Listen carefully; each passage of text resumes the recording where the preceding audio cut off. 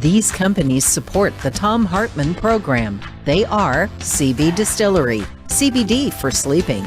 More info at cbdistillery.com, code TOM. The Clean Phone Pro phone sanitizer and charger. More info at thenewdealshop.com. ExpressVPN, the VPN that just works. More information at expressvpn.com/Tom. X-Chair, changing the world one seat at a time. More information at xchairtom.com. Bloomsy Box, simply better blooms. More info available at bloomsybox.com, code TOM. And Boll and Branch Sheets, crafted for the common good. More info at bollandbranch.com, code TOM.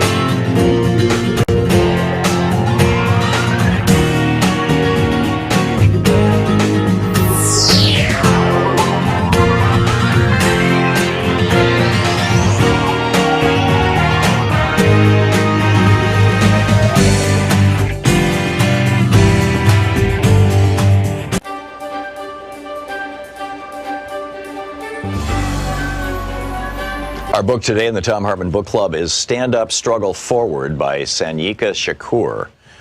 This is a book that was written back in the late 90s, but it's still very, very timely. This is from the second chapter titled Class Antagonisms Inside the Fundamental Contradiction of National Oppression. Having just passed the 19th and quickly approaching the 20th anniversary of the LA Rebellion, we should be reminded here of what Rodney King whimpered as he stood in front of a bank of microphones surrounded by class enemies and neo-colonial politicians. We should remember how he'd been dressed in that non-threatening cardigan sweater, white shirt, and black tie, how his hair had been tortured into submission by a jerry curl. We should reflect as well upon how timid and spooked he looked, and on how concerned and stern those who flanked him were as well. That was a Kodak moment. It was staged to foster an image of contrition and resignation, submission, a victim. Rodney King had been led to believe, through a bourgeois sense of reasoning, that the rebellion was really about him, that the reason new Africans and Mexicanos took to the streets of South Central was the result of his filmed beating. That, of course, is typical of mechanical bourgeois thinking. What it's not typical of, however, is someone from the hood. And this cuts both ways. No one in the hoods and barrios ever thought it was about Rodney King. We'd all seen the film over and over like everyone else, but that was par for the course. We'd always seen that, long before anybody caught it on tape. Actually, we'd experienced much more than that. Why, it's safe to say that the hoods had gone to war with each other in vicious waves of internal, intra-class combat for much less than that, though because of a general colonial mentality which prevents the challenging of bottom-up oppression, the same hood forces will not, in any systemic way, wage war on the pigs, or for freedom, land, and socialism. Rodney King alone, and of his own accord, would not have thought to hold a press conference to ask the asinine question in the form of a whimpering request, can't we just all get along? The fact of the matter is, we are getting along. New Africans and Mexicanos are getting along just fine. What we couldn't understand was why he was admonishing us for getting at the exploiters of our communities. The impression he gave, with his handler's hands up his back like a ventriloquist troll, was that a race riot was going on, as if we had all begun to kill each other or burn and rob each other's homes. His handlers compelled him to send up a false flag, a diversion. But you see, this was the very thing that exposed the class interests and reactionary politics of the Uncle Toms that had been designated to handle him, and by extension, us. Let's go back for a minute. Let's talk social development, aka history. There exists a fundamental contradiction in our lives that, like an elephant in the room, no one wants to acknowledge.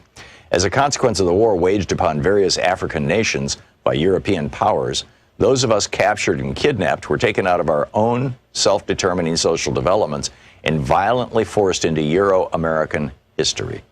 This is not simply a clever play on words. This is a reality. We lost the ability to control our own destiny. Read that again. From that time until now, the fundamental basic contradiction between the U.S. oppressor nation and our own oppressed and colonized nation has been the governing imperialist relationship, which is to say, us not being in control of the qualitative factors that determine our lives as a people, as a nation. Our tradition of struggle against this fundamental contradiction has taken many forms, some hidden or obscured, some open and hostile. But all of these have been open to resolve the fundamental contradiction and to regain our independence. While there have been some bona fide struggles to resolve the contradiction, there have also been reactionary neocolonial struggles waged by internal enemies loyal to the oppressor nation and culture that have tried time and time again to subvert and control our destiny for the benefit of the capitalists. They've come among us, always imposed from above, stirring up emotions and giving lip service to progress, equality, justice, and prosperity. These always within the colonial confines of the oppressor's arrangements, and none collectively ever materialize, because without a resolution of the fundamental contradiction, that is the freeing of our productive forces from U.S. imperialism and the governing of our own affairs, we'll remain a minority within the American system as opposed to a majority in our own, and subjected to the established bourgeois social contract, i.e. colonialism, neo and post. We can parade all through the empire with black congressmen, black mayors, black governors, black police chiefs, black Supreme Court justices, hell, even a black president. And absolutely nothing will alter the genocidal relationship that governs our national oppression here, because the blacks are part of the colonial apparatus. They have made a strategic alliance with the capitalist imperialists to act as go-betweens in our oppression and exploitation. This is a conscious class stand. The black petty bourgeois is not innocently confused, like, say, Mrs. Jackson across the street is, about our national oppression, about the existence and subjugation of New Africa. They are well-read, have traveled in our experience. They've just chosen sides against us and in favor of our historical enemies. And the sooner we recognize and internalize this, the better off we'll be. Black ain't nothing but a color. As a designation of our national identity, it has played out. It is a superficial understanding at best and a foolish and dangerous analysis at worst. We have no collective control over the qualitative factors which determine our lives. We do not, in other words, control our destiny, not as a people or a state. The book is Stand Up, Struggle Forward by Sanyika Shakur.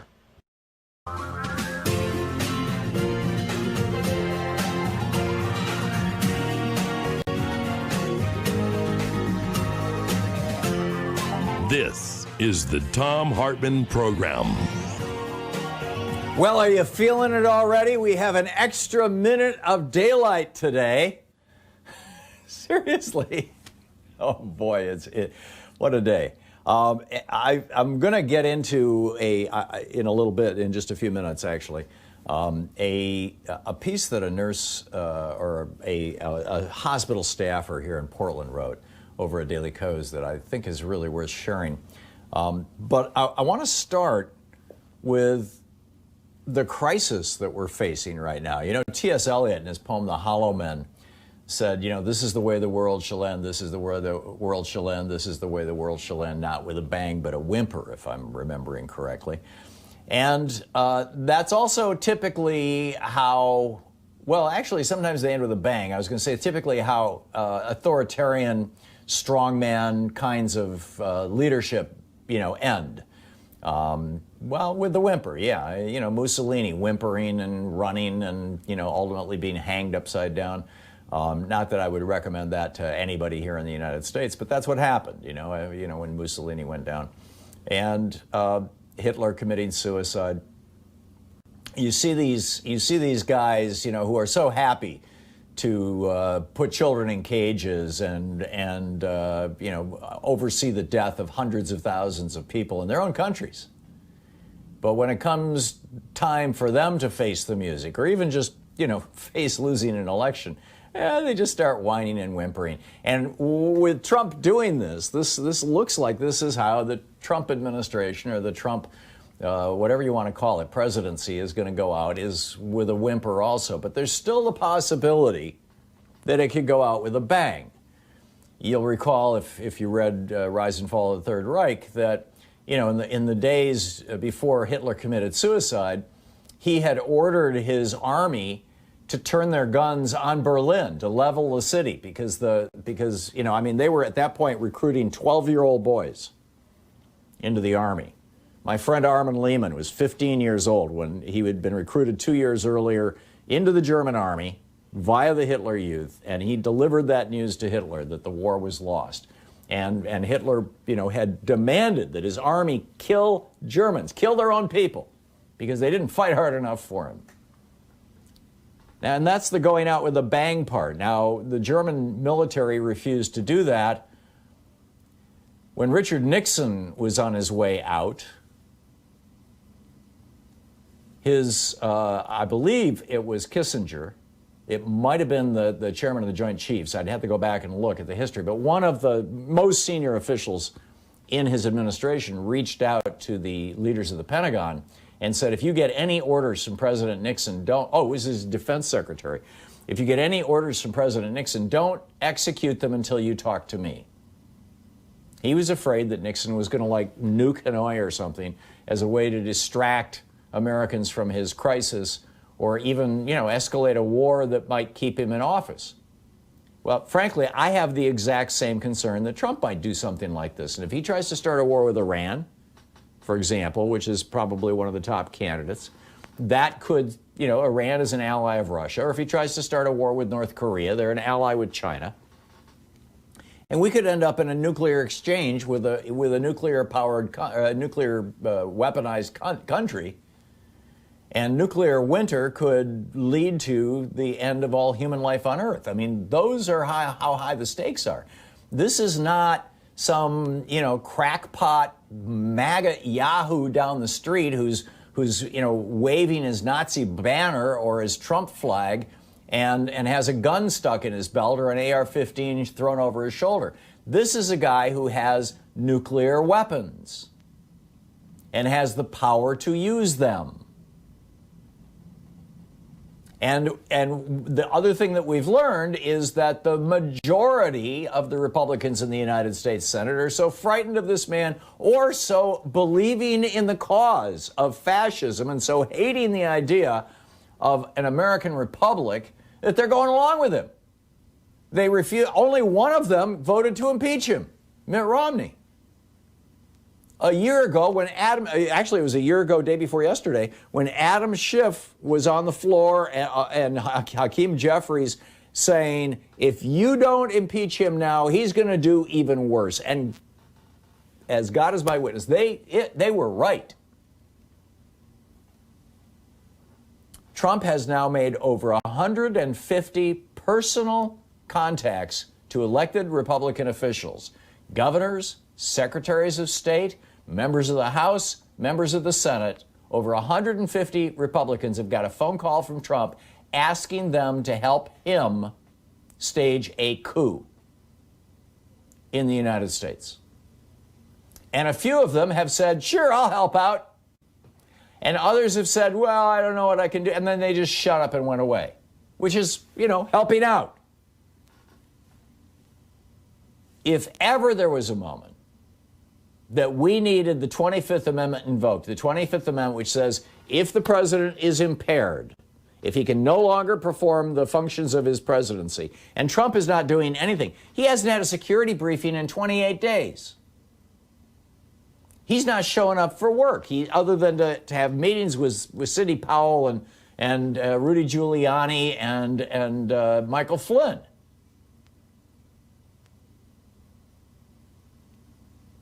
And the 25th Amendment says when the president can't perform the services of his office, or in this case, I'd say he's mentally impaired, then the vice president has to notify Congress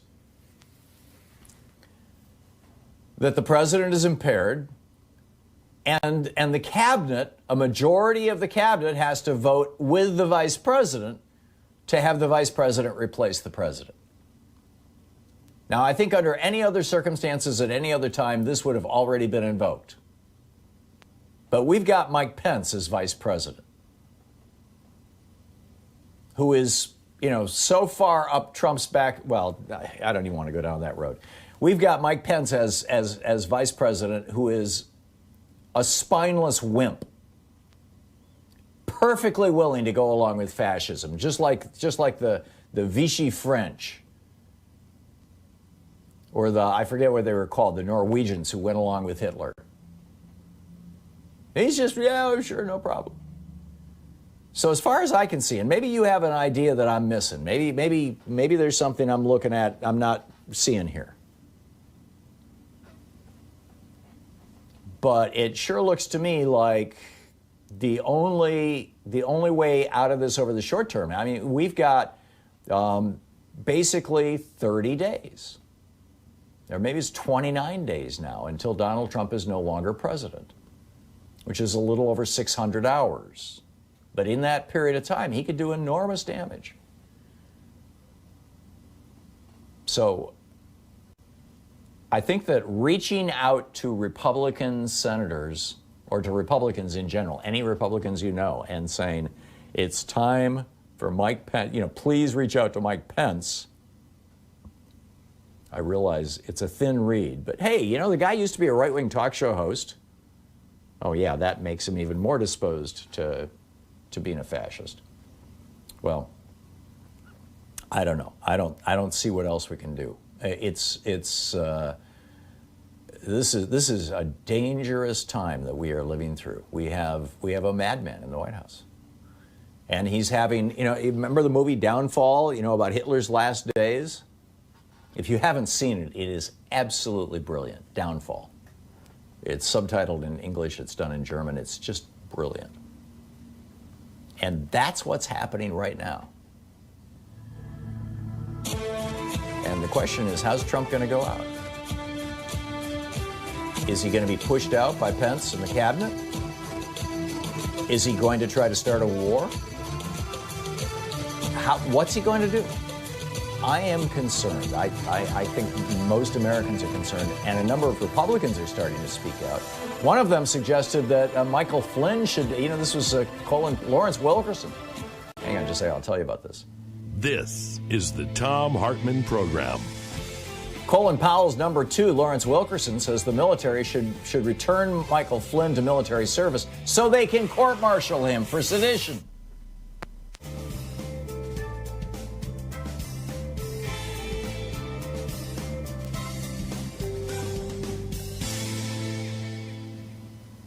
And welcome back. Maria in Ontario, Canada, or California, excuse me. Hey, Maria, what's up? I'm going to digress from your discussion. We've lost close to 350,000 Americans because of this man's neglect and choosing to ignore the recommendations of science. Oh, it's worse than that, Maria. They actually decided in the White House in April that they wanted to get as many Americans infected as quickly as possible to create, quote, herd immunity. And that's why Trump was going around doing his maskless rallies. He was trying to increase infection rates, which happened. Every county that he did a rally in, infections exploded, and over the next 2 months, those infections spread out over about a 250-mile radius, 500-mile diameter around them. And then you had the Sturgis motorcycle rally that Kristi Noem, the governor of South Dakota, encouraged, and that led to probably over several million anyway infections. Forgive my interrupting, Maria, but back to you. That supports even more my concept here. After a war, and we are in a war with this virus, after a war, there's generally a military tribunal or some type of tribunal, and people get charged with war crimes. My opinion is this man needs to be charged with something at least on the level of negligent homicide for what they've done and for the loss of American life. I wonder if there's anyone else who thinks the same way. Yeah, I agree with you, Maria. And I would say not just Donald Trump. I would throw Scott Atlas into that, the quack doctor from Fox News that Trump brought in to run the coronavirus response, who openly said he wants herd immunity. And Dr. Robert Redfield, the guy from CDC, who is now trying to kind of turn a new leaf and be a good guy, but he ripped apart the CDC. And I mean, these guys need to basically stand trial. I'm totally with you. Maria, thank you for the call. James in Federal Way, Washington. Hey, James, what's up? Hi, Tom. The very last word of your rant there was why I called in, and I have a history dealing with a lot of these terms. I served in the Army Security Agency. That's a very long time ago. But I wondered if you could expound on the term sedition some more. Sedition is encouraging the overthrow of a legitimate government. Okay. Is it not? Interesting. I agree, and I think that... I'm pretty sure that's the dictionary definition. Exactly, and I think that education is getting in the way here of everything that's gone wrong for the last 40 years or since Reaganomics set in. And I'd like to refer you Since to... Bill Bennett killed civics education in our elementary and high schools? Exactly, During Reagan? exactly. Reagan Secretary of Education, Bill Bennett? Yeah. Yep. Exactly. Yeah, I'm with you. I mean, my wife keeps saying that on my tombstone, it's going to say it all started with Reagan. I'm sure, but I'd like to refer you to President Scary Clown's speech of September 17th on education. Whose speech? The speech on education of September 17th. Whose speech was that, James? President Trump's. Oh, Trump's speech. Okay, I'll check it out. James, thank you for the call. Interesting. We'll be right back.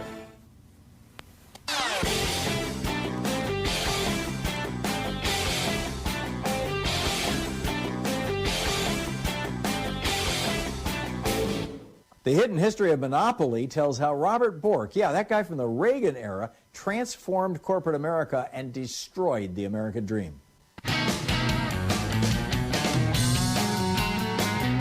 Welcome back. Thom Hartmann here with you. Portland True Blue is a diarist, a poster, a blogger over at dailycoz.com, which is just a fabulous, Marcos Melitsas' blog.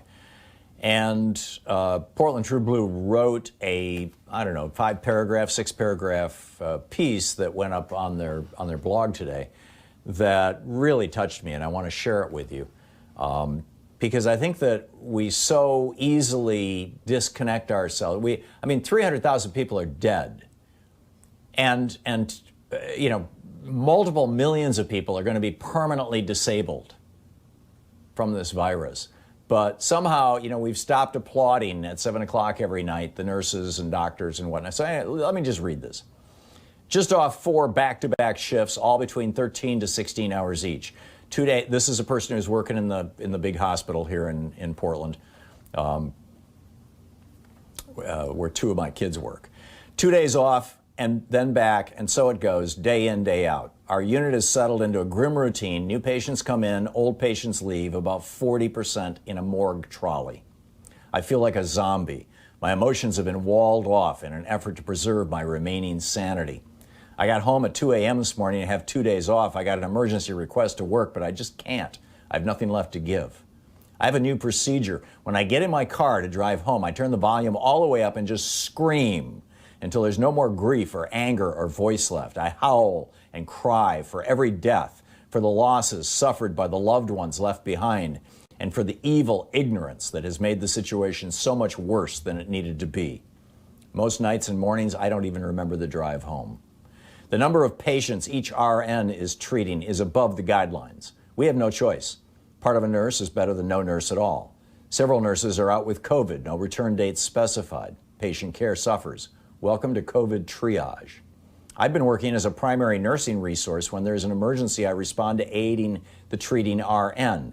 It tests my brain and my skills, not a job for the faint of heart. At the end of shift, my brain is tired. It's not a headache. It's an exhausted brain screaming for a break.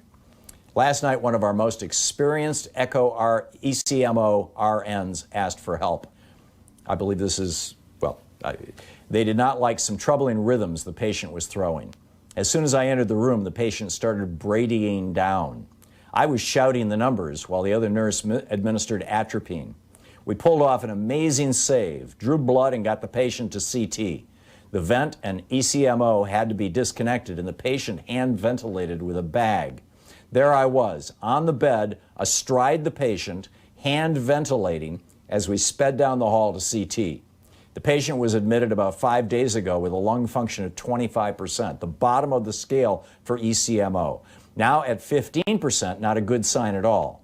There'll be another CT in 24 hours. Unless there's improvement, that patient will be removed from ECMO and will die.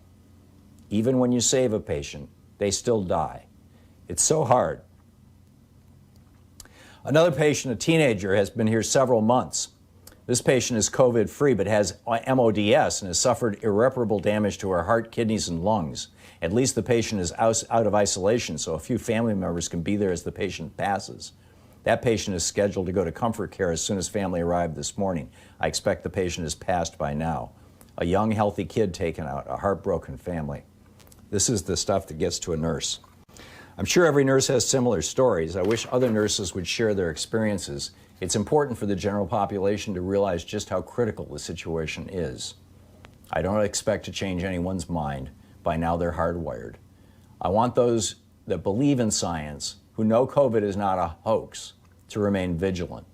I truly try to keep politics out of my diaries, but watching Trump worrying about toilets, showers, and dishwashers while an American dies every 40 seconds just crushes my soul. I used to believe that humans were innately good, and given a choice, the vast majority would choose to do what was best for their fellow humans. I have lost that core belief, and it's irreparably damaged my spirit. I will go on because I'm a nurse. I care for the sick and sometimes the dying. I am a nurse. It's what I do and who I am. God bless every healthcare worker. Please stay safe and stay sane. Now, in this, Portland True Blue says, I howl and cry for every death, for the losses suffered by the loved ones left behind, and for the evil ignorance that has made the situation so much worse. Well, sadly, it's even worse than that.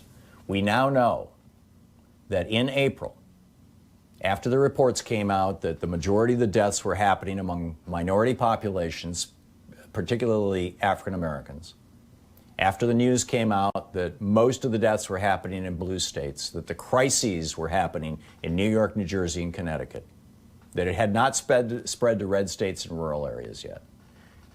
When that news came out, a decision was made in the White House to not only do nothing about the virus. Prior to that, there was a plan to do something. The post office was ready to send 5 masks to every American.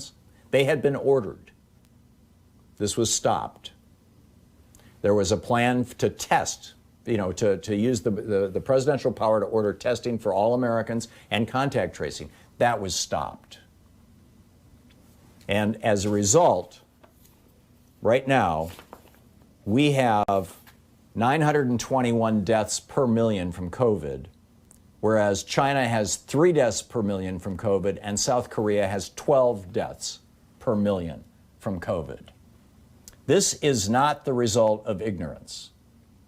This is the result of a specific decision that was made by these Trump humpers in the White House, by the quack doctor from Fox News, Scott Atlas. He actually didn't make the decision. He was promoting this on Fox News after the decision was made, and Trump brought him in and said, oh, he's one of us. We need to have some sort of a tribunal. We need to have some sort of a trial for these people. This is manslaughter on a mass scale. And it's manslaughter on a mass scale that, at least in the beginning, was intentionally done thinking about, hey, look at this, look at African Americans. They're the ones that's called genocide. You're listening to the Thom Hartmann Program. Call 202-808-9925. We need a tribunal. I'll be back with your calls right after this.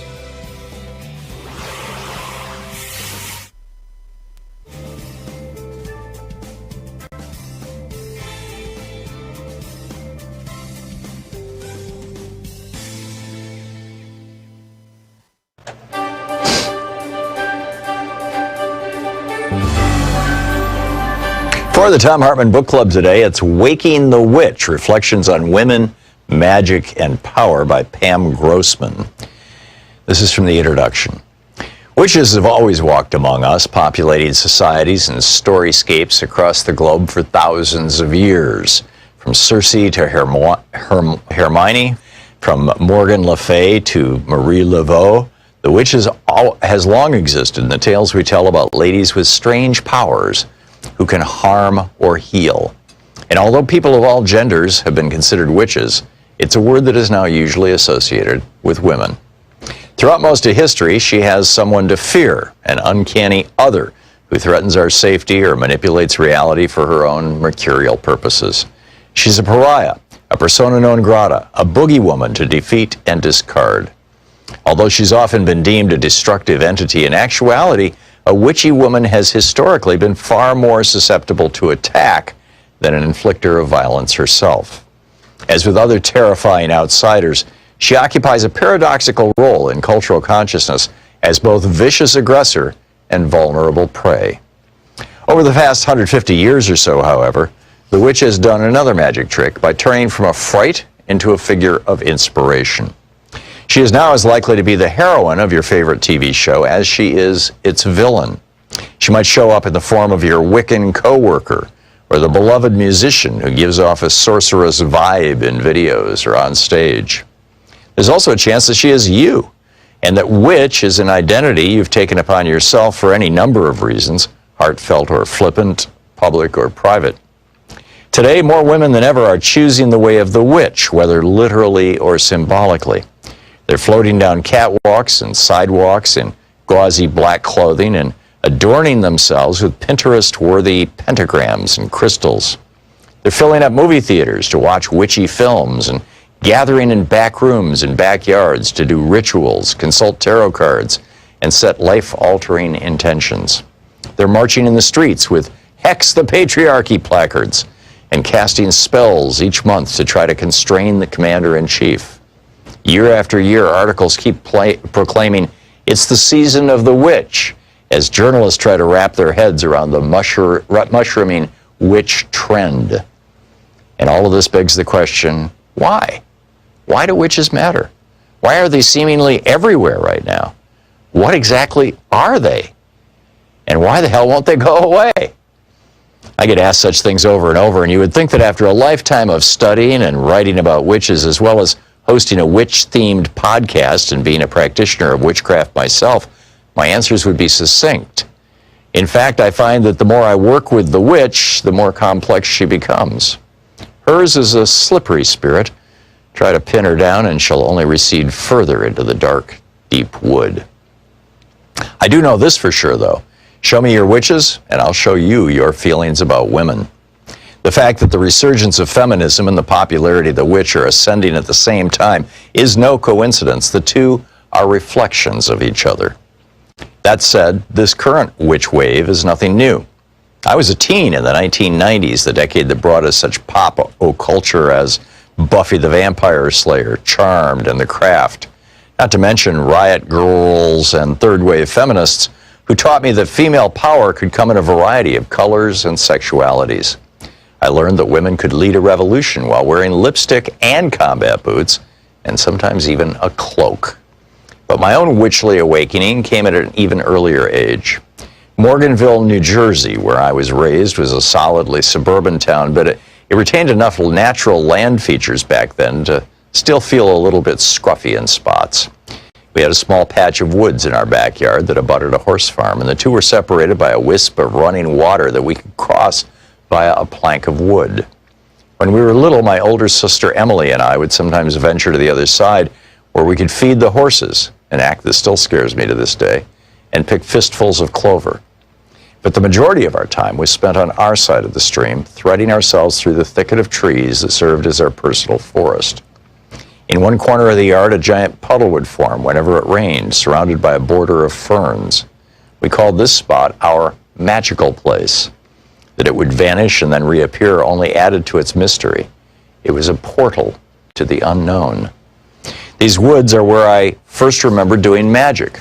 entering that state of deep play where imaginative action becomes reality.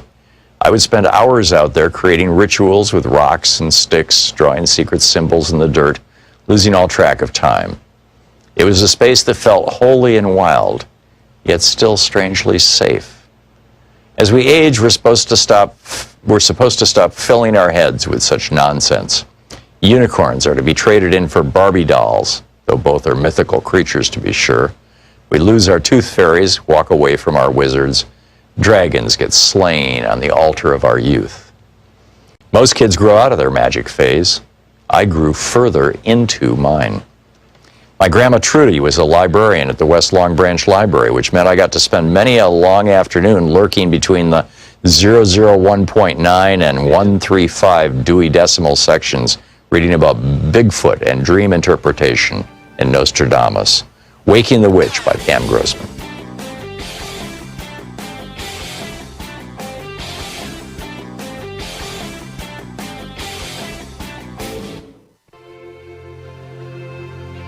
On the Science Revolution this week is Melissa Troutman and Joshua Boaz Probanik on their new documentary with Mark Ruffalo, Invisible Hand.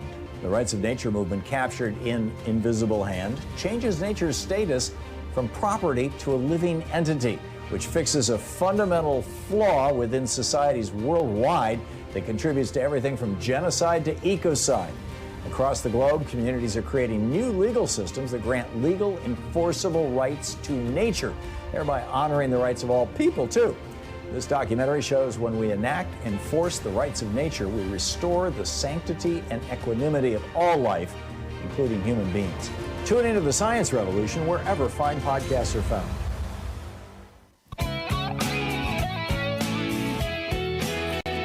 "34 past the hour. Welcome back. By the way, just a programming note.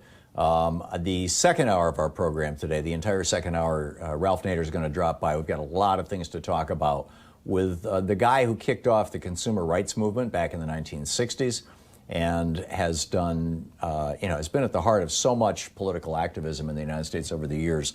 I'm really looking forward to this conversation, and I think you're going to enjoy it too.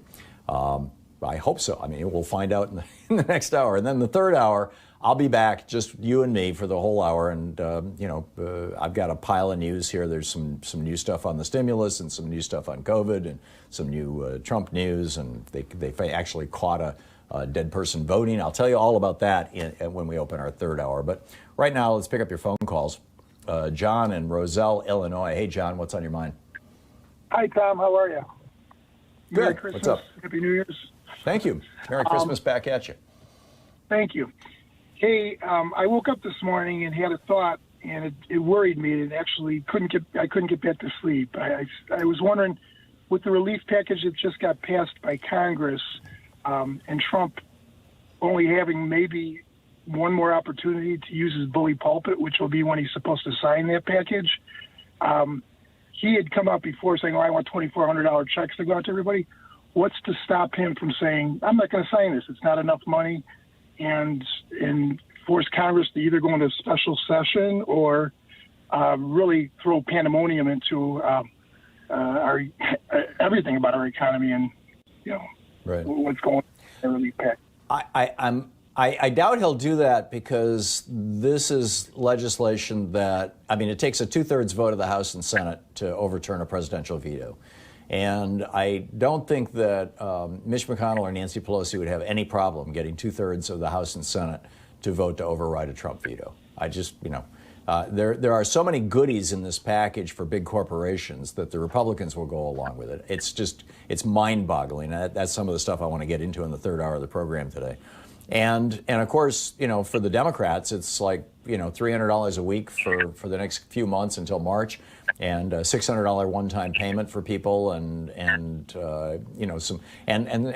finally, an aggressive loan program targeting small businesses instead of giant corporations. Although the airlines did get their $18 billion carve-out, but I think it's popular enough on both sides. I guess that's the upside of the whole let's compromise thing. It's so popular on both sides that I don't think a Trump veto is going to be of any consequence. The other thing to keep an eye on is the NDAA, the National Defense Authorization.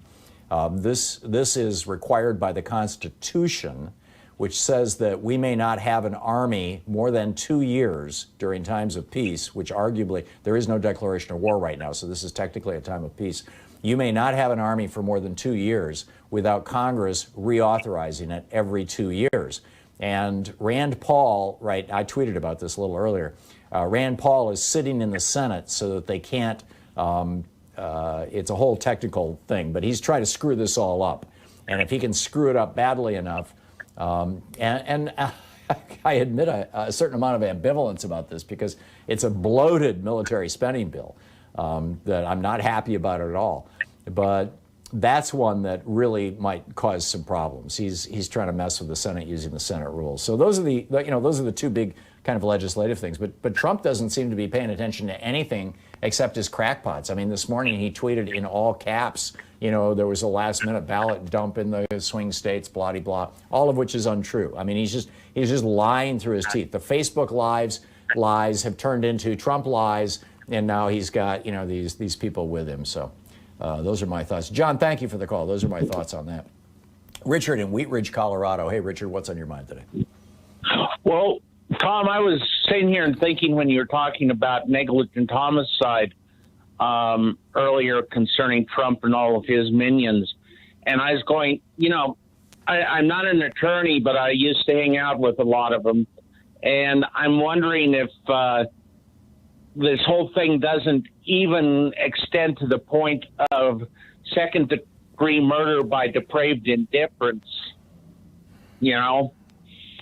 That's a term that is a state term. I mean, some states have that, and other states use different language to describe that. I don't think that murder is a federal crime. I know that before Kennedy was assassinated, murder was not a federal crime. They probably have added murder to it, but maybe not with that kind of nuance.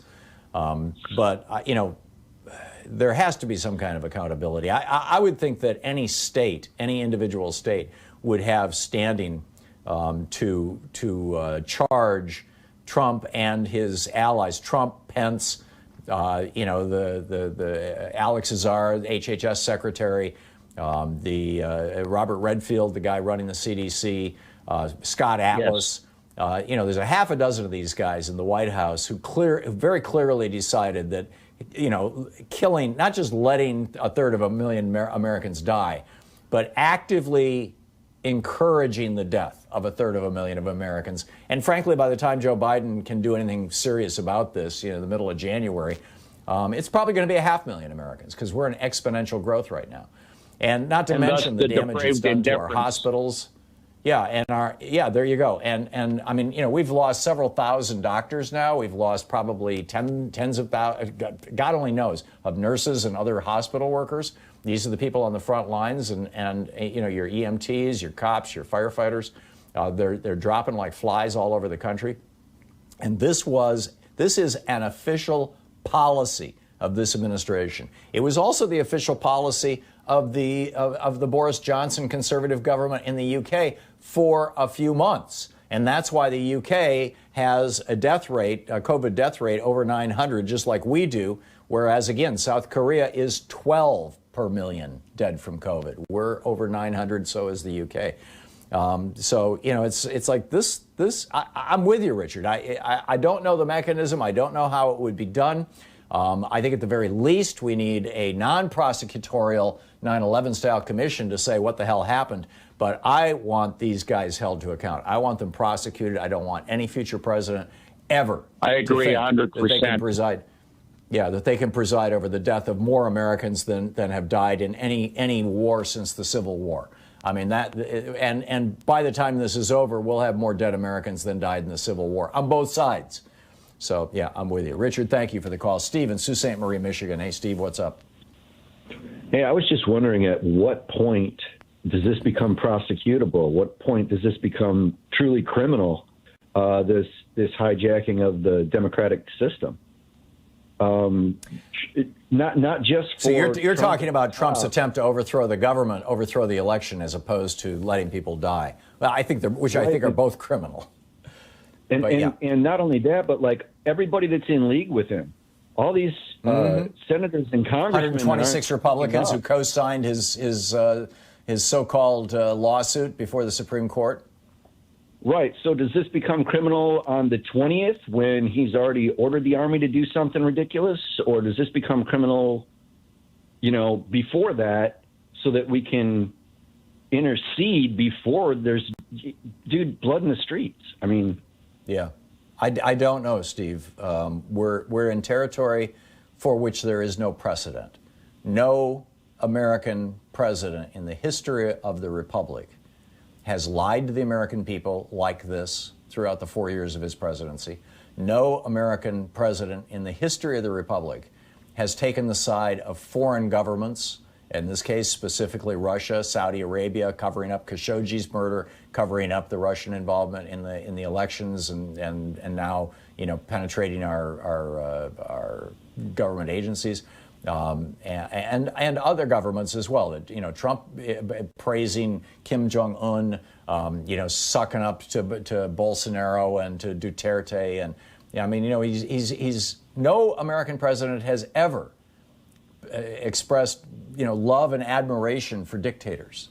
It's not done, and then no American president has ever taken a specific action. This isn't neglect. This is a specific action to cause the death of hundreds of thousands of Americans. It's literally never happened. And no American president has ever made false claims and repeatedly lied from the White House using the authority of the office of President of the United States to assert that Americans across the board, including in his own party, are engaging in widespread election fraud simply to keep him from getting, from holding power. No American president has ever had a meeting in the Oval Office, at least that we know of, I think I can say this with some certainty. It's never happened where they discussed using the military to overturn an election. I mean, this is insane stuff, Steve. We are in brand new and uncharted territory, and it's going to be and Steve, thank you for the call. It's going to be a hell of a challenge for the Biden administration to figure out what to do about this. This is not Jerry Ford, Richard Nixon here. We'll be back. It's 45 minutes past the hour. You're listening to Thom Hartmann. Visit thomhartmann.com for audio and video archives. Back with more of your calls in just a moment. Stick around.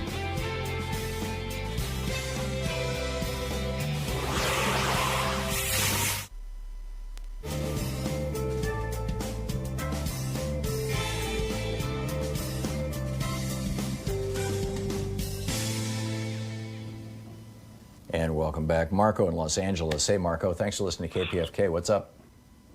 Well, what's up is something you said about, is there something missing here? Am I missing something here? What do I need?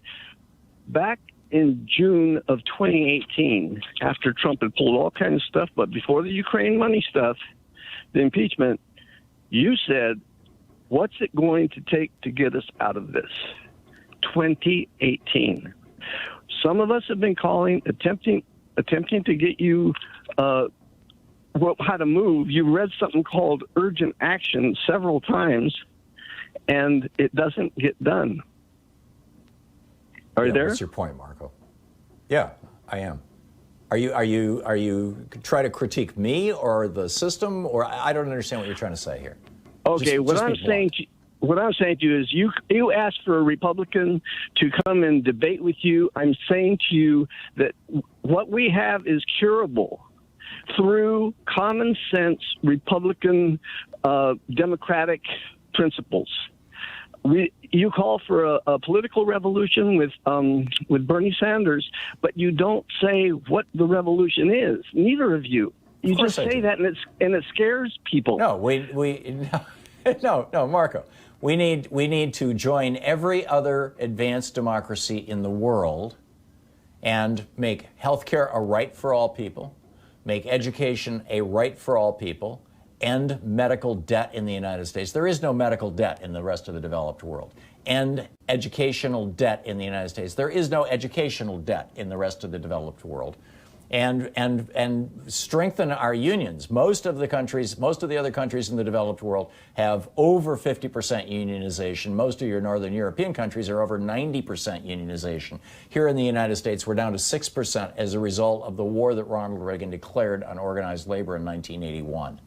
And that is, in my mind, those are the lead points of a political revolution.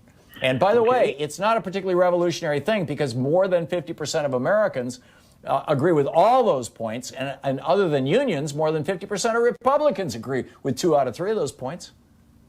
Except that what I'm saying is from our foundation, from our founders, we have it right now within our grasp to leapfrog what those other nations have done with what we began way back in 1790.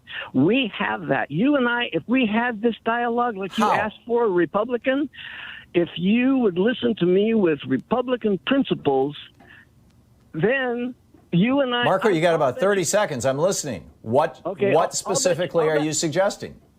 I'm suggesting you give me the time that you give Ro Khanna and Mark Bocan and everybody else. I'm sorry, Marco. If that's your solution, put me on the air for an hour. No. Respectfully, but no.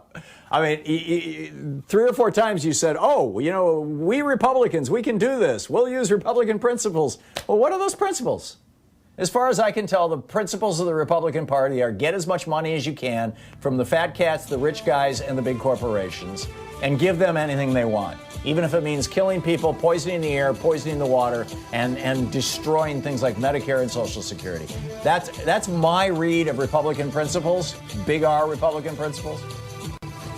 And maybe it's yours too, because you wouldn't say. I mean, anyway, it's coming up on 10 minutes before the hour. We'll be right back.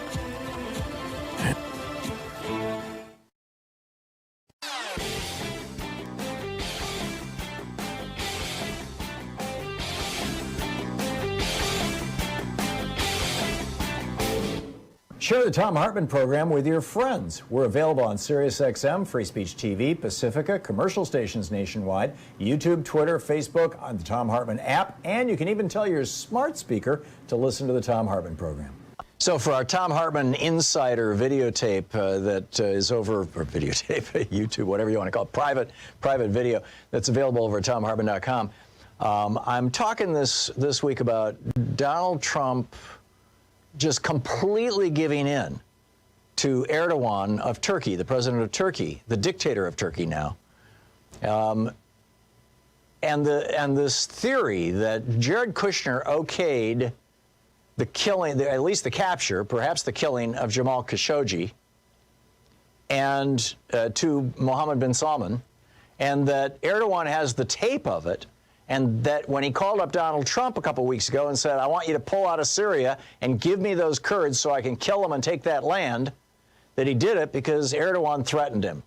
And then Erdogan comes to the United States, a week or 2 later and gets a whole state dinner thing. Check it all out. It's over at ThomHartmann.com. I think you'll find it fascinating.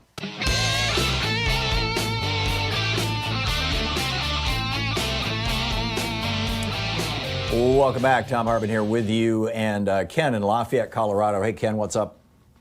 Hi, good morning, Tom. Excuse me. So a question here, and you've mentioned this, and I hear the national news say, Trump is considering, running again in 2024. So my question is, why is that even a serious topic of discussion, and how is that would that even be possible that he would even be allowed to run again with everything from his violations of the Emoluments Clause to his, treason, what have you, et cetera, et cetera. So I don't understand why is that even the topic that he's, considering to rerun. Thank you. He's running a grift. I mean, he's a grifter. He's been a grifter his whole life. He was running real estate grifts before, laundering money for foreign autocrats and working with mobsters and stuff like that. That grift kind of ran out now with his presidency because, number one, the real estate market sucks, and number two, everybody has figured out that he was laundering money. In fact, he may well be charged with crimes for that. So he's got a new grift. It's kind of a melding of Pat Robertson and Ron Paul. The perpetual political ask for money and the I will save your soul, send me money.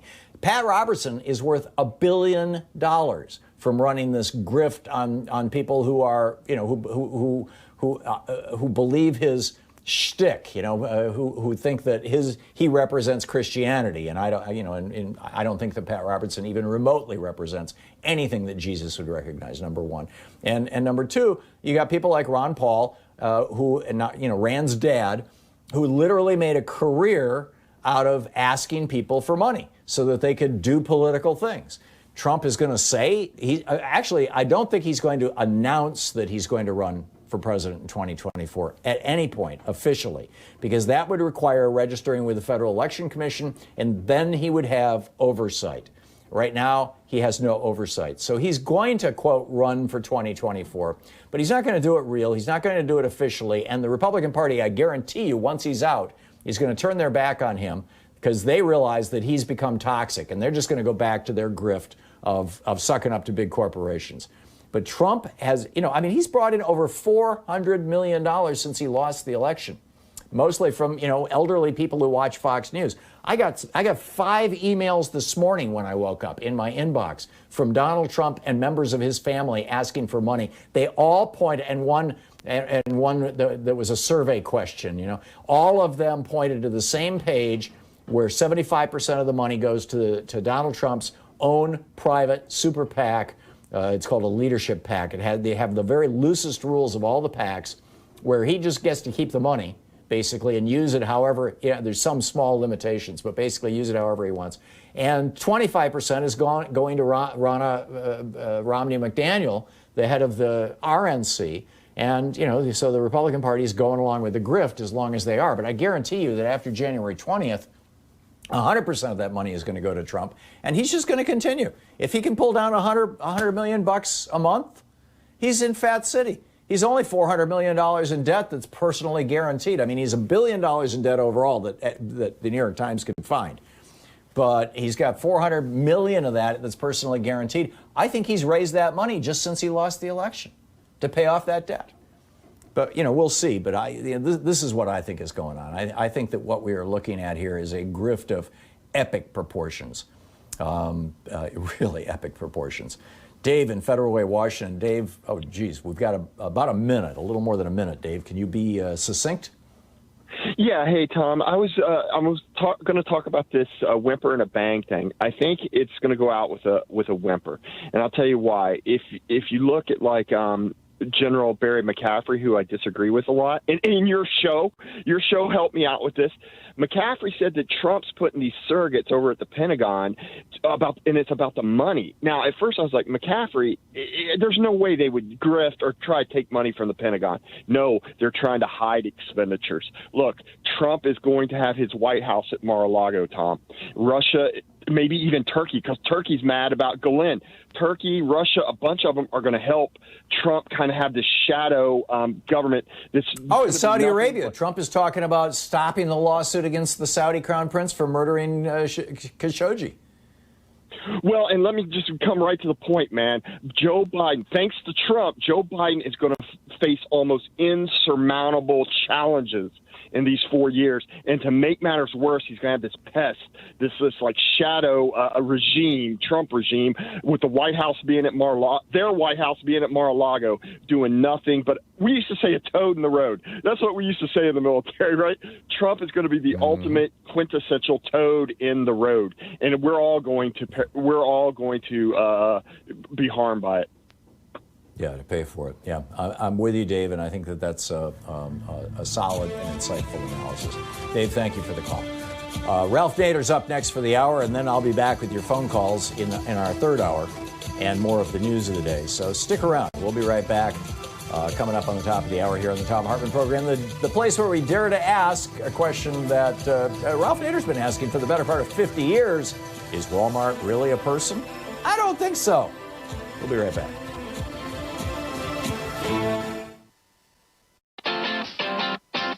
You're listening to Thom Hartmann.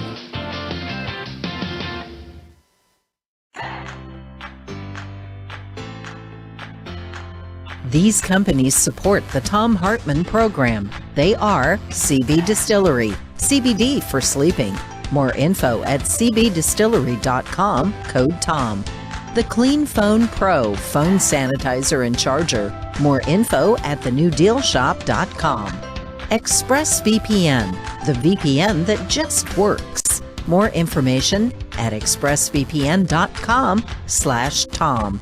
X-Chair, changing the world one seat at a time. More information at xchairtom.com.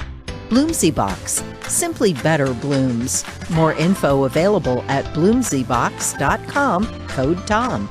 And Boll & Branch Sheets, crafted for the common good. More info at bollandbranch.com, code TOM.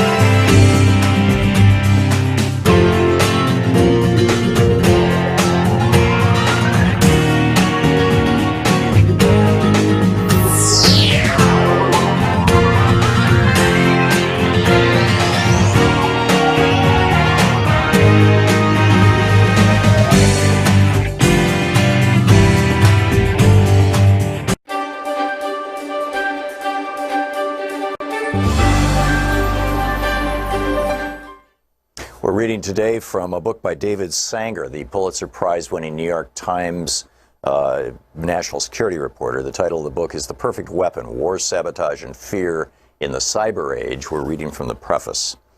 A year into Donald J. Trump's presidency, his defense secretary, Jim Mattis, sent the new commander-in-chief a startling recommendation. With nations around the world threatening to use cyber weapons to bring down America's power grids, cell phone networks, and water supplies, Trump should declare that he's ready to take extraordinary steps to protect the country. If any nation hit America's critical infrastructure with a devastating strike, even a non-nuclear one, it should be forewarned that the United States might reach for a nuclear weapon in response. Like most things in Washington, the recommendation leaked immediately. Excuse me. Many declared it a crazy idea and wild overkill. While nations had turned their cyber weapons against each other dozens of times in recent years, no attack had yet proven to cost a human life, at least directly. Not the American attacks on Iran's and North Korea's weapon programs, not the North Korean attacks on American banks, a famed Hollywood studio, and the British healthcare system, not the Russian attacks in Ukraine, Europe, and then at the core of American democracy. That streak of luck was certain to end soon. But why should Donald Trump or any of his successors take the huge risk of escalating a cyber war by going nuclear? The Pentagon's recommendation, it turned out, was the prelude to other proposals delivered to a president who values toughness and America first to use the nation's powerful cyber weapons far more aggressively. But it was also a reminder of how quickly the fear of devastating cyber attacks has moved from the stuff of science fiction and die-hard movies to the center of American defense strategy. Just over a decade before, in 2007, cyber attacks were missing entirely from the global threat assessment that intelligence agencies prepare each year for Congress. Terrorism topped that list, along with other post-9/11 concerns. Now that hierarchy has been reversed. For several years, a variety of cyber threats, ranging from a paralyzing strike on the nation's cities to a sophisticated effort to undercut public confidence in its institutions, has appeared as the nation's #1 threat on the list. Not since the Soviets tested the bomb in 1949 had the perception of threats facing the nation been revised so quickly. Yet Mattis, who had risen to 4-star status in a career focused in the Middle East, feared that the 2 decades spent chasing al-Qaeda and ISIS around the globe had distracted America from its most potent challenges.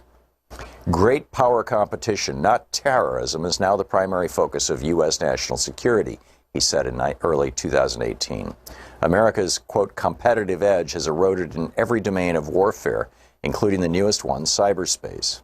The nuclear strategy he handed Trump gave voice to an inchoate fear among many in the Pentagon that cyber attacks posed a threat unlike any other, one that we had completely failed to deter. The irony is that the United States remains the world's stealthiest, most skillful cyber power, as the Iranians discovered when their centrifuges spun out of control, and the North Koreans suspected as their missiles fell out of the sky. But the gap is closing. Cyber weapons are so cheap to develop and so easy to hide that they've proven irresistible. And American officials are discovering that in a world in which almost everything is connected, phones, cars, electrical grids, and satellites, everything can be disrupted, if not destroyed. For several years, the thinking inside the Pentagon was that only nations with nuclear weapons could threaten America's existence. Now that assumption is in doubt.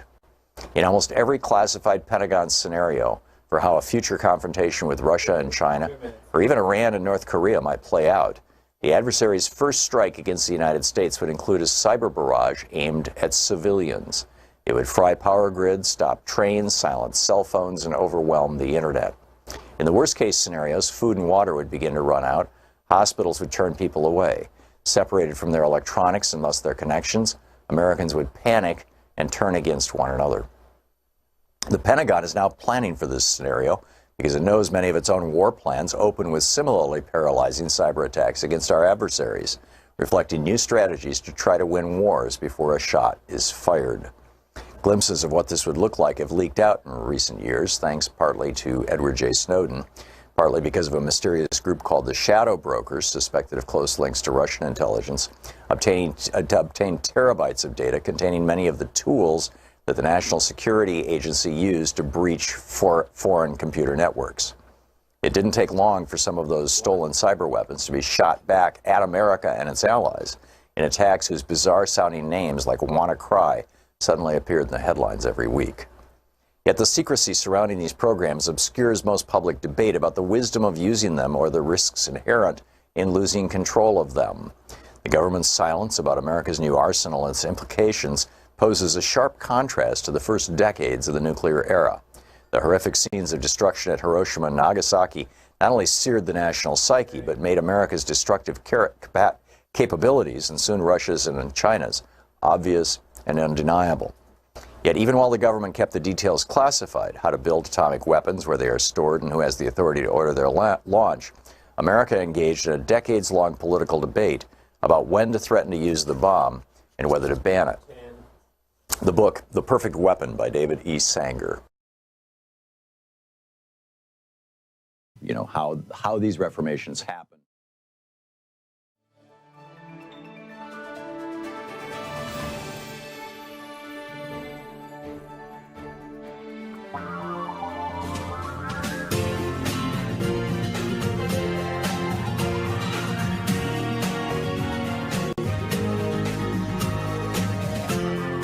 This is the Thom Hartmann Program. Welcome back. Thom Hartmann here with you, and I am so happy to have on the line with me for the hour the consumer advocate, lawyer, the guy who kicked off the consumer protection movement back in the 1960s, unsafe at any speed, the guy who was cited by Lewis Powell in the Powell Memo in 1971 as, along with Rachel Carson, one of the two people who was going to destroy the American free enterprise system. Right, and thus justified 50 years now of right-wing neo-fascism. The guy who kicked who was cited by Lewis Powell in this, Ralph Nader. His latest book, his next to the latest book, Wrecking America, How Trump's Lawbreaking and Lies Betray All. His latest book is the Nader Family Cookbook. and it's something that I'm looking forward to getting a copy of. I have one on order. He's the founder of numerous organizations, including the Center for the Study of Responsive Law and public interest research groups, which have now spread to states all over the country. And he has a radio show, the Ralph Nader Radio Hour, and a podcast, which I subscribe to. And it's weekly. It's really worth listening to. Nader.org is the website. His Twitter handle is @RalphNader. Ralph Nader, welcome back to the program. It's been too long since you've been on, my friend. Thank you so much for joining us today. Well, it's delightful. Thank you for joining with us and speaking with your listeners all over the country. Ralph, I really appreciated your writing the foreword for my new book, The Hidden History of Monopolies, how big business destroyed the American dream. And I want to dig into that. But before we get to that, and I'm also curious about your cookbook, but I want to start out with Donald Trump. We have this crisis in America. We have around 650 hours, more or less, until Donald Trump leaves. And in these 30 days, he is doing extraordinary damage, not just the obvious damage, but also the cultural and just dissing democracy, basically all around the world. I'm wondering what your thoughts are on the end of the Trump presidency here. Well, he's going to engage, Tom, in real wreckage. He knows that he has to leave on January 20th, but until then, he's president of the United States. And so he is rapidly pouring out leases to companies, minerals, offshore in Alaska, elsewhere, timber, lithium mines, etc. He's speeding up that. He's speeding up all kinds of corporate welfare, or crony capitalism, as conservatives call it, handouts, giveaways, subsidies. He's increasing the dismantlement of health and safety protections, which he never liked. He calls it overregulation, but I call it law and order for corporate polluters and corporate crime, cheating consumers, workers, and filling the environment with toxics that could be prevented easily. So he's dismantling that, and he's so rabid in it that he's pushing out his own loyalists, people who are heads of agencies and departments, because they're not automatic enough. And so he's pushing out Bill Barr, the toady attorney general, because Bill Barr wouldn't prosecute Joe Biden. I mean, it's hard to make this up. And he wouldn't appoint a special counsel to go after Hunter Biden. Trump was too much even for Bill Barr, who's leaving on Christmas Day. And so he's putting in these robotic fanatics to get the period from the election to January 20th to do his bidding. Now, the tragedy is he's violating laws with impunity. Where are the law enforcers? Well, they're the Justice Department. He controls the Justice Department. But there's another law enforcement, and that is the U.S. Congress. Now, he controls the Senate with the Republicans, but that's no reason why the House Democrats don't have immediate hearings, subpoena information, educate the public about this corporate crime wave or this Trump crime wave in the executive branch of government. I'm totally with you there, and I would love to see that happening. And I know that there are a couple of committees and subcommittees that are starting to look into these things, although Congress is somewhat crippled by the coronavirus. But I want the Democratic Party to get a damn spine, too. I'm wondering how you think, once Trump is gone, we should best deal with this. I mean, we have the precedent of the 9/11 Commission. We have the precedent of the Church Committee and their investigations. But that, I mean, in retrospect, Richard Nixon's crimes are paltry, petty, small compared to, 1/3 dead Americans, the reputation of the country in ruins around the world, the damage to the very idea of democracy. What should we do?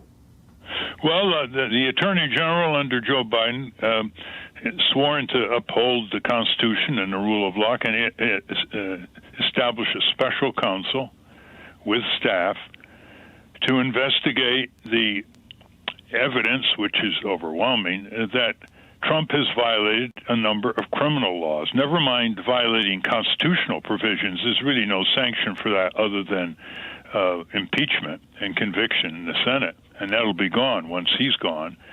But the Justice Department was ready to prosecute Richard Nixon for obstruction of justice before President Gerald Ford, pardoned Richard Nixon. And as you say, what Nixon did, Nixon was about to be impeached and convicted for resisting one subpoena and one count of obstruction of justice. And Trump has done hundreds of this. He has defied well over 130 subpoenas, demands for testimony in the dozens by his nominees. He's done all kinds of maneuvers, violating the Anti-Deficiency Act by appropriating money from one purpose to another that was not approved by Congress. That's seizing the power of the purse. That's pretty serious seizure of constitutional authority, according to our founding fathers.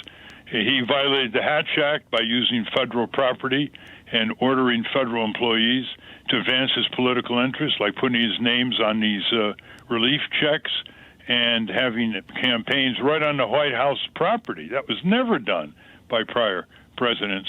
So there are a lot of statutory criminal violations that he could be prosecuted for.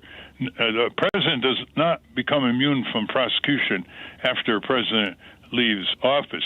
And then there's all the corruption that's going on in who gets the stimulus funds, who gets the relief money. Well, it's not small business as much as the big companies, and lots of ordinary people are being left out, and all his cronies and lobbyists are moving all over Congress in the last few weeks, trying to get their piece of that pie. Even the domestic Israeli lobby got $500 million from the COVID relief act, $500 million bucks. This is a country that is a military, economic, and technological superpower, Israel. They have universal health insurance. They have better retirement benefits than we are. What are we doing with some members of Congress putting a $500 million goodies to the Israeli government? So, that doesn't pass the smell test, and other corruption domestically, with corporations getting a piece of this relief stimulus bill, and then giving their executives bonuses. They're giving their executives bonuses while they're taking relief money. So all that could be part of the special counsel attached to the Justice Department. Remarkable. Yeah, spot on. We are talking with Ralph Nader. We'll be for the hour about a whole variety of things. His most recent book, the Ralph Nader Family Cookbook.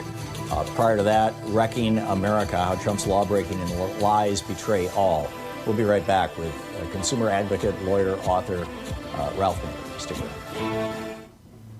This is the Thom Hartmann Program. A true American icon is our guest, Ralph Nader. Stick around.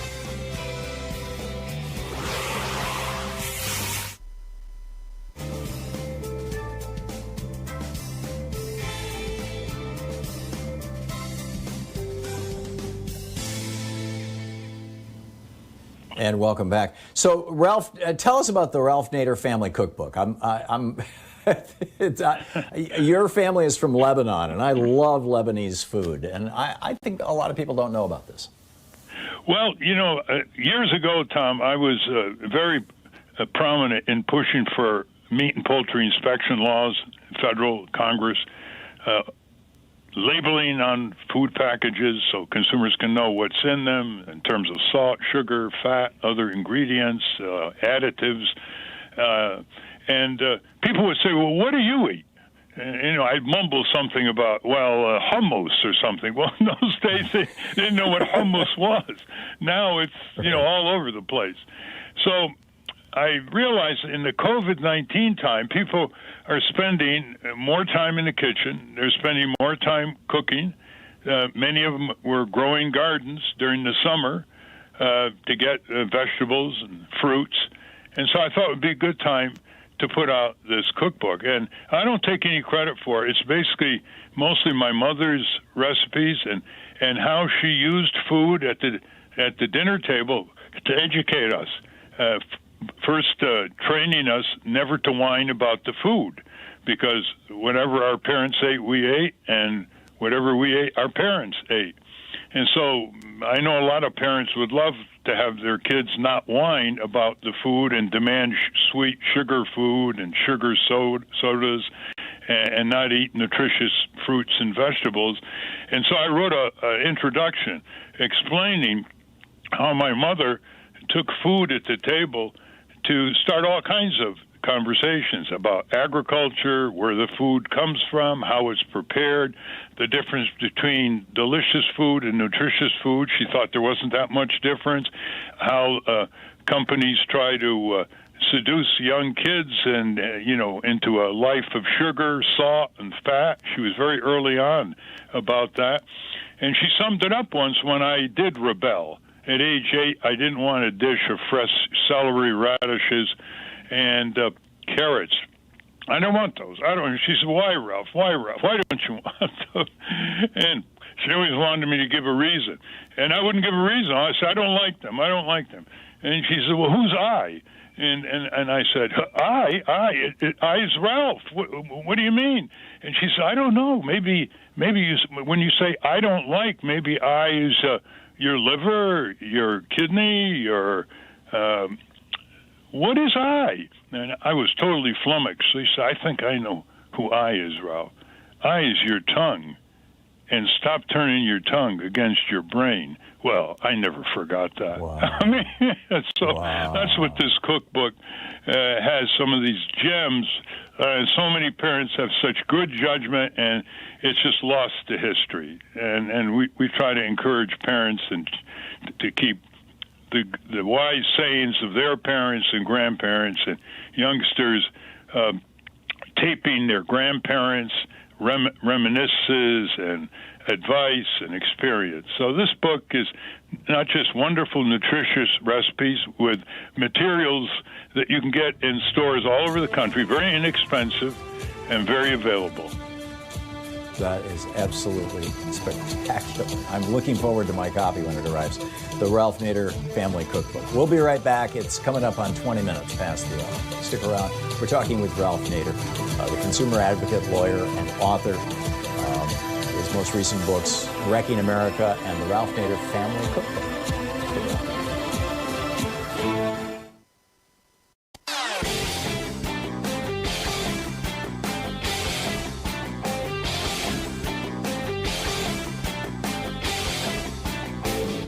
The Hartmann Report is a free daily podcast, 7 days a week, and you can find our entire 3-hour podcast over at thomhartmann.com.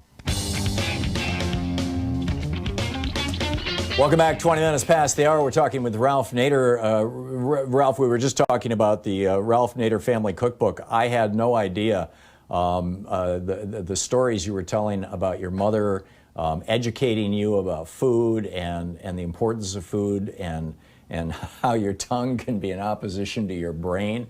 And it just, if you could real quickly just re-encapsulate that summary of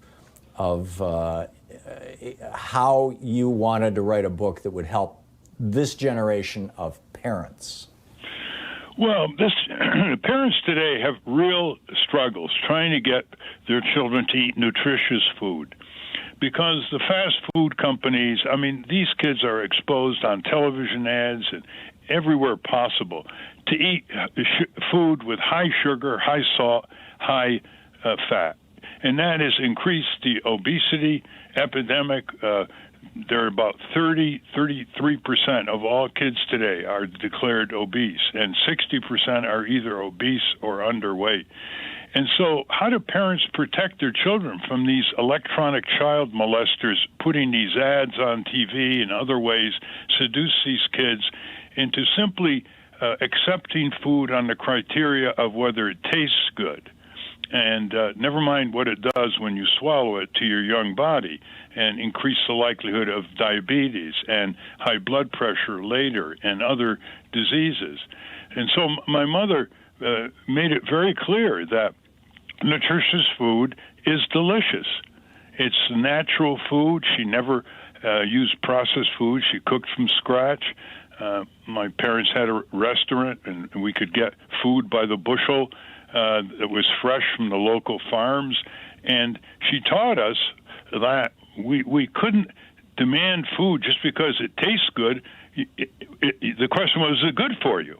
And so when I rebelled once at age 8 and didn't want my celery and radishes and carrots as appetizers, she got me down to thinking, why am I turning my tongue against my brain? And she finally got that message to me. And she said, you want to be a fast runner, Ralph? Eat up. There you go. There you go. It was brilliant. Ralph, you wrote at the risk of sounding like I'm promoting my book, I'm really, as much as why not? But I'm not really trying to promote my book, The Hidden History of Monopolies, here, as much as the idea that the average American family, the average American has no idea how badly they're being ripped off by corporate America. I point out in the book, the average family is paying $5,000 a year more than families do in any other developed country for everything from cell phone service to airlines to pharmaceuticals to medical services to hotels. I mean, you just name it. And speak to this issue of monopoly, how there's basically not an industry left in America that isn't 80% or more dominated by 5 or fewer companies. Well, you may not want to promote your book, but I've said your book, this paperback book by Thom Hartmann, is the best explanation of how monopolies affect your daily lives where you live, work, and raise your families that I've ever read. Because monopolies are often written by academic professors, law professors, economists, and they're almost very hard to understand, and they're too abstract. And the camouflage of monopolies in the marketplace where you shop, people, is market fundamentalism. They try to tell you it's a free market. It's a competitive market. And anything you get because the market renders a judgment that reflects your purchasing choices. Well, let's see. Where do we start? I wonder what kind of choice people have with Facebook and Google. I wonder what kind of choice people have with monopoly drugs, medicines, under 18 or more years of monopoly, and then they extend it by going to Congress and extending a monopoly of the particular medicine so they can charge you a monopoly price. And, your book has example after example of where there is no free market. There are monopolies and shared monopolies, like there are fewer giant drug companies. There are fewer giant hospital chains.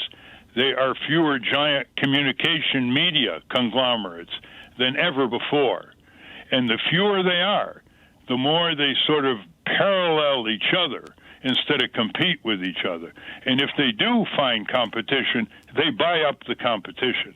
Instead of trying to increase the consumers for their superior services, they buy consumers of other companies. And I remember in the airline industry, when we were pushing for deregulation of the airline industry about 40 years ago because prices were very high and they didn't allow any new airlines to come in. We just had 7 major airlines. And I said before Congress, yes, I would want deregulation to allow more competition, more routes, more fair competition, but you have to enforce the anti-monopoly laws and the safety laws. Well, fast forward about up until 10 years ago, there were 32 mergers submitted by airlines, merging with each other before the Justice Department. 32 mergers were approved.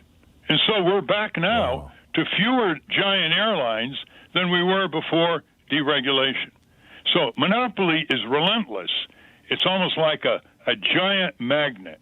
The lust to monopolize reflects the corporate demand to control the situation. They want predictability, not through merit, but through sheer economic power and their influence in Washington. Yeah, it seems that the almost the dictionary definition of monopoly is a system that excludes competition. Is that a good summary? Exactly. Yeah, there we go. We're talking with Ralph Nader. I want to get into privacy and this electronic age, and also, you know, what's going on just in the general marketplace. You know, for example, Boeing and the 737 MAX and stuff like that.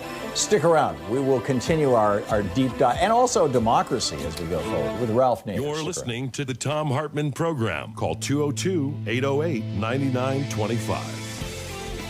We'll be back on the other side of this break about 5 minutes from now with Ralph Nader. Stick around.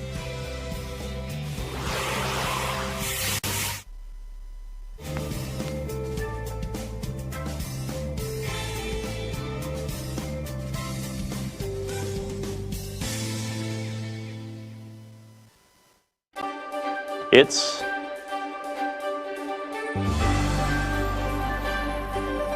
the Thom Hartmann University Book Club. Today we're reading from Legacy of Secrecy, The Long Shadow of the JFK Assassination by Lamar Waldron and me. The assassination of President John F. Kennedy on November 22, 1963 triggered cover-ups by officials, this is from the introduction, by the way, that continue to negatively impact American politics, life, and foreign policy. Legacy of Secrecy details those cover-ups and hidden investigations, many for the first time, including the reasons they were carried out under such intense secrecy. Most were spawned by John and Robert Kennedy's top-secret 1963 plan to stage a coup against Fidel Castro, a plan so highly classified that it only started to be exposed in 2005 and is finally revealed in this book. Their own confessions now show the three mafia bosses, Carlos Marcello, Santo Trafficante, and Johnny Roselli, were behind JFK's assassination. They used parts of the secret coup plan to kill JFK in a way that forced Attorney General Robert Kennedy, President Lyndon B. Johnson, FBI Director J. Edgar Hoover, and high CIA official Richard Helms to withhold critical information not only from the public and the press, but also from each other and sometimes their own investigators. It's important to keep in mind that JFK was murdered just a year after the tense nuclear standoff during the Cuban Missile Crisis. The main goals of U.S. officials were to prevent a nuclear confrontation with the Soviets and to protect JFK's ally high up in the Cuban government, Commander Juan Almeida, head of the Cuban Army in 1963, still listed as Cuba's number 3 official today. While U.S. leaders have managed to prevent a confrontation with Russia and preserve a critical ally in the Cuban government, this limited the investigation into JFK's murder, allowing the 3 mafia chiefs and their associates to remain free. As a result, the long shadow of secrecy surrounding both JFK's murder and the coup plan set the stage for the murder of Martin Luther King, ultimately driving 2 presidents from office and bringing about the murders of 5 congressional witnesses in the mid-1970s. Legacy of Secrecy breaks important new ground in key areas, detailing for the first time Louisiana Godfather Carlos Marcello's clear confession to ordering JFK's assassination. Marcello's criminal empire ranged from Dallas to Memphis, and previously secret files at the National Archives have shown that he made this confession in 1985 to an FBI informant ruled credible by a federal judge as part of a secret FBI undercover sting operation named Camtex. Exposed here for the first time, Camtex yielded Marcello's admission that he'd met Lee Harvey Oswald and set Jack Ruby up in business in Dallas. The operation also generated hundreds of hours of heretofore secret prison audio tapes of Marcello discussing his crimes, recorded using the FBI informant's bugged transistor radio. Yet the FBI and Justice Department withheld most of that information from the public and Congress for years until its revelation in this book. Carlos Marcello wasn't the only mob boss who confessed his involvement in JFK's murder to a trusted associate.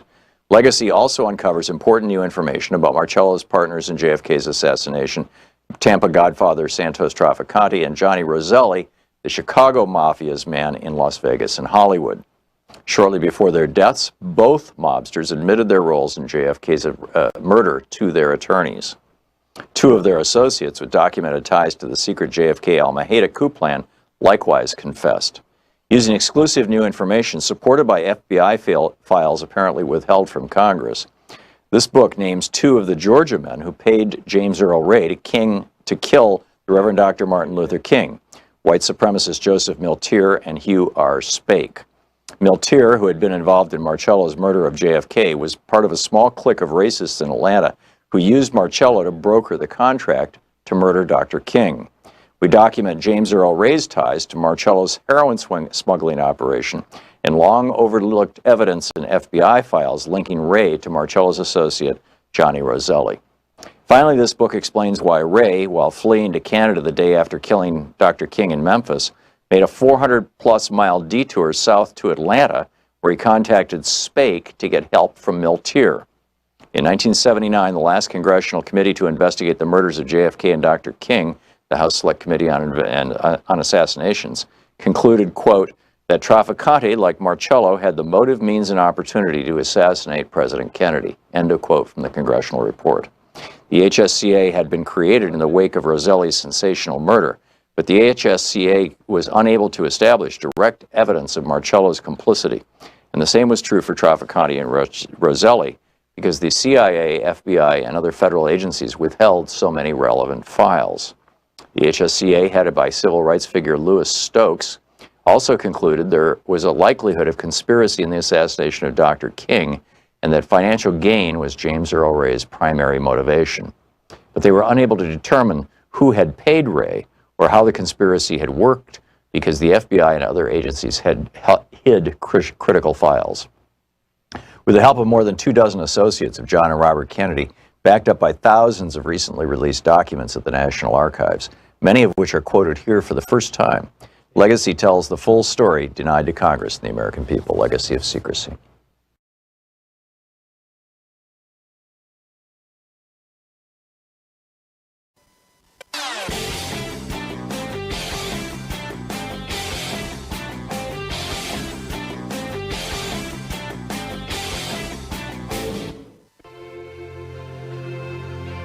On the Science Revolution this week is Melissa Troutman and Joshua Boaz Probanik on their new documentary with Mark Ruffalo, Invisible Hand.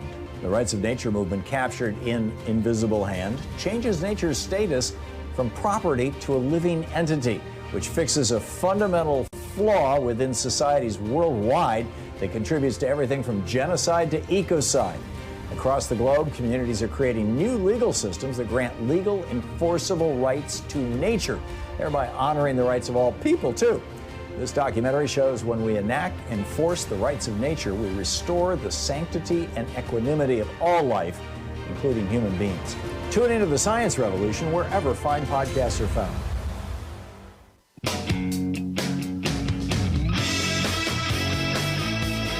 Welcome back. It's a privilege to spend an hour with one of my heroes, literally one of my lifelong heroes, and the smartest man I know, Ralph Nader. Ralph, I wanted to get into privacy with you. This idea that privacy.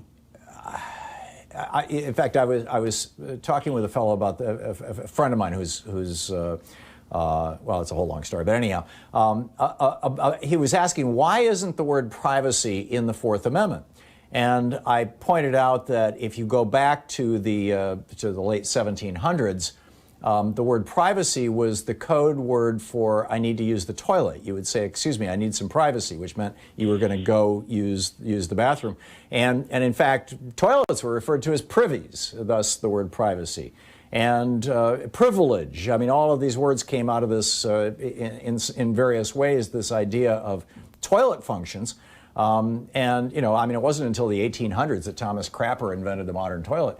And we kind of changed our language. And so had they used the word privacy back then, it would have had a completely different meaning. But the idea of privacy is embedded in several places in our Constitution, most notably the Fourth Amendment.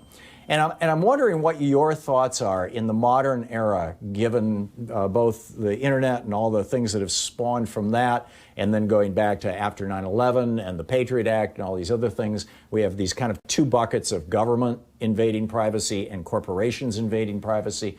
And how essential is privacy to a functioning democracy? I think you could argue if the founders had not been able to conspire against the British in private, then we wouldn't have had an American Revolution. But on the other hand, if there's a Tim McVeigh out there who's conspiring to blow up another federal building, I actually want the FBI to be, snooping on him. So how do we, I realize this is a huge topic and I just threw a lot of stuff at you, but I'm really curious your thoughts on this subject. Well, it is a huge topic. When I wrote my first article on invasion of privacy by credit card companies for the Ladies' Home Journal back many years ago, I didn't like the word privacy. Yeah, privacy is, it has a tone of indulgence, of being too sensitive. It's basically invasion of yourself by an external force. And when you look at it as invasion of your own personal information, your own personal behavior, your own personal thoughts, it becomes a cardinal pillar of human freedom. Because if outside forces knew everything about you, they could control you in every conceivable way.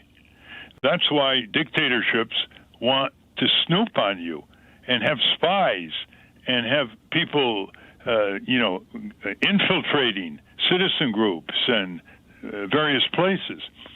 So I don't like the word privacy. I think we really have trouble with words that don't describe the enormity of the issue. Now, as you know, because you are a major historian on corporate power and American history, Tom, in the late 19th century, two law professors, Professor Louis Brandeis and Professor Warren of Harvard, wrote an article in the Law Journal declaring that the right of privacy was based in our Constitution. Well, of course, they could go to the Fourth Amendment, the protection against the police seizing and searching your premises or your business without a judicial warrant. So it's built right into the Fourth Amendment. And from then on, the courts began taking account. Now, when I challenged General Motors in the 1960s, what did General Motors do? Instead of responding to my charges that they were building unsafe cars without seatbelts, without padding, not very good brakes, not very good tires compared to European cars at that time, no, they hired private detectives to get dirt on me. In other words, to invade myself, to find out what my personal habits were, who I associated with. All this is public record because there was a big Senate hearing chaired by Senator Ribicoff on this in the 1960s. It did actually create such a hullabaloo among the media that it helped get through the motor vehicle and highway safety laws, which irregularly enforced, nevertheless have averted over 4 million deaths in this country. A lot safer motor vehicles on the highway. So what did GM do? They wanted to invade my privacy with private detectives. So one of the pillars of human freedom is the law protecting individuals, no matter what political label or where they come from being exposed to personal information that's none of anyone else's business. Now, I know that there are some people who say, who cares what Facebook knows about me? I'll give Facebook all kinds of information, Google all kinds of information, Instagram all kinds of information. I haven't done anything wrong, so I don't care about that. So I don't care whether you regulate these Silicon Valley companies that are now worldwide. And my answer is, oh, yes, you do. You may not have done anything wrong, but don't you care about what you said to your clergyman about a personal problem, to your physician about your child's problem? Don't you care about what you confided to a neighbor about a certain episode that gave you great anxiety?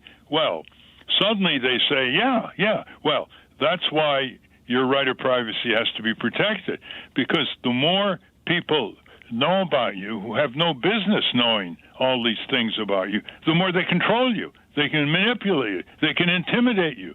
They can daunt you. They can keep you from taking important initiatives. They can keep you from standing tall and speaking up at a town meeting.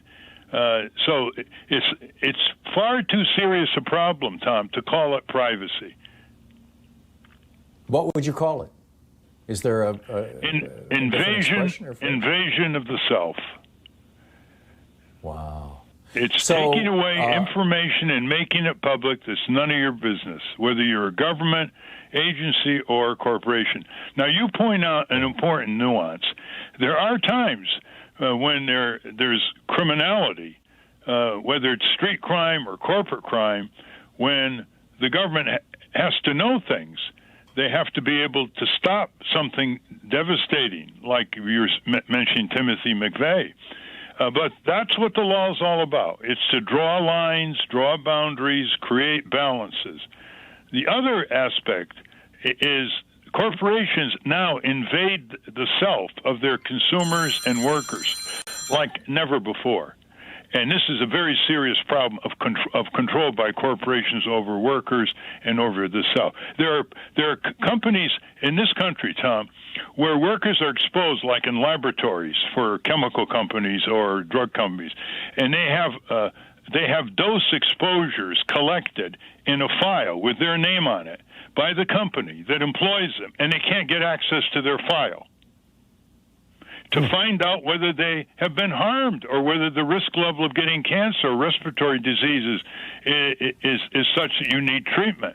So you see, it has very serious consequences. And, of course, these credit card companies, they know everything about you, more than you know about your own buying habits, because you can't remember everything. And then so you buy something and you take it home. Before you know it, you turn on your phone, you're being promoted for buying this automatically, instantly, harassed constantly. And so people's tranquility are invaded. That's another invasion of the self. All the robocalls, 40 billion robocalls, undesired in 1 year, this country, with the Federal Trade Commission and Federal Communications Commission not hammering the communications companies to do something about it. 40 billion. That means people often rush for the phone, they can trip, they can fall, they can refuse to take calls because they think it's a robocall, but it's really a serious telephone call. So even telephone conversations being pushed aside by this constant robocall invasion of people's personal space. Have I made a case? And yeah, I think so. And if you're using one of these VoIP phones, like the cable companies are now offering as, kind of freebies with your cable package, I'm pretty sure they're not protected under common carrier laws. They can literally listen to everything you're saying, or am I wrong? No, you're not wrong. These laws are not being enforced.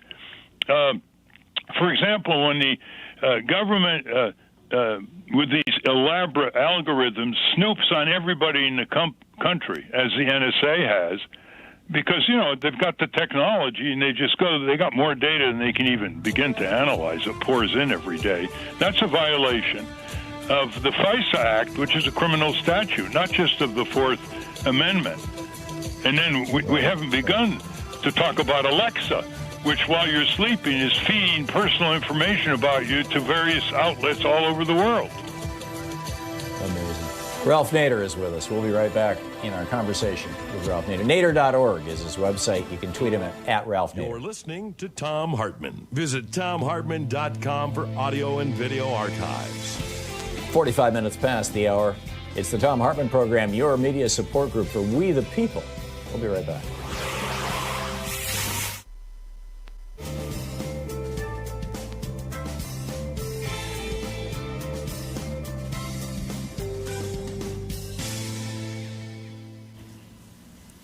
And welcome back. Ralph, I've been reading a book. It's called The Age of Surveillance Capitalism by Shoshana Zuboff.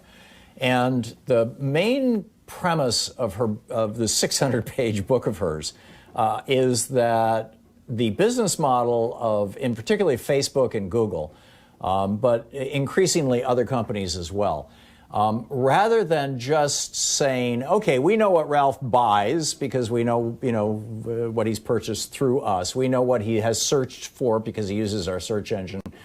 We know what his preferences are because of his posting on Facebook. Instead of just selling information about you, They have now gone into the business of saying, okay, here is this person's psychological and emotional and familial profile. And so here are the pressure points that can be used to alter this person's behavior, whether it's altering their behavior in terms of purchasing things, which arguably is what advertising has always been about. But this goes way beyond advertising. This is altering people's behavior at a level that's way below conscious realization, or altering their behavior politically. And, you know, one of the biggest examples of this is the way that Facebook basically helped Donald Trump become president and almost got him reelected. And I had never, before I read this book, had never realized that their business model is no longer just selling our data. In fact, in many cases, they're refusing to sell our data now. Instead, they're saying, if you want 100,000 people that you can turn from Democrats into Republicans, we have them. Give us money. You're not going to know who these people are, but we do. Or if you want people to be out in the streets protesting, lockdowns, we know who the people are who would be vulnerable to that message. Give us the money. What are your thoughts on that? That's big corporate brother in action. I had Shoshona on my radio program. It may be a 600-page book, but boy, it's hard to put down. It's so gripping and so clearly written. It's a new frontier of corporate domination of our lives. Listen, in about 20 years ago, Business Week had a cover story where they did a survey of the American people and asked one question: do corporations have too much control over your lives? 71% said yes. And that was before all the scandals in the next 20 years and the Wall Street somersault and depression of our economy and the corporate crime wave. So it's conservatives and liberals think corporations have too much control. But that's not stopping these companies. They just are putting the yoke of arrogant algorithms all over us. And there's no organization, no consumer groups really specializing in resistance here. In our government, I mean, they hardly know how to use technical language to ask questions of Zuckerberg and others when they come up to testify before Congress. And they laugh at them. I mean, they huff and puff, the senators and representatives, for the cameras at the hearings, but nothing happens. Now, there have been some antitrust suits filed, but these companies have to be broken up by legislation. They can drag on the courts for 20 years. They have to be broken up by legislation in Congress, just the way the electric utility combines were broken up under the Public Utility Act in the 1930s. So, yeah, you're right. It's turning from just getting information and selling something to altering people's behavior and evaluations. They can slander and ruin the reputation of political candidates, for example, with unknown hands. Right, and they do it, We'll be right back, 10 minutes before the hour.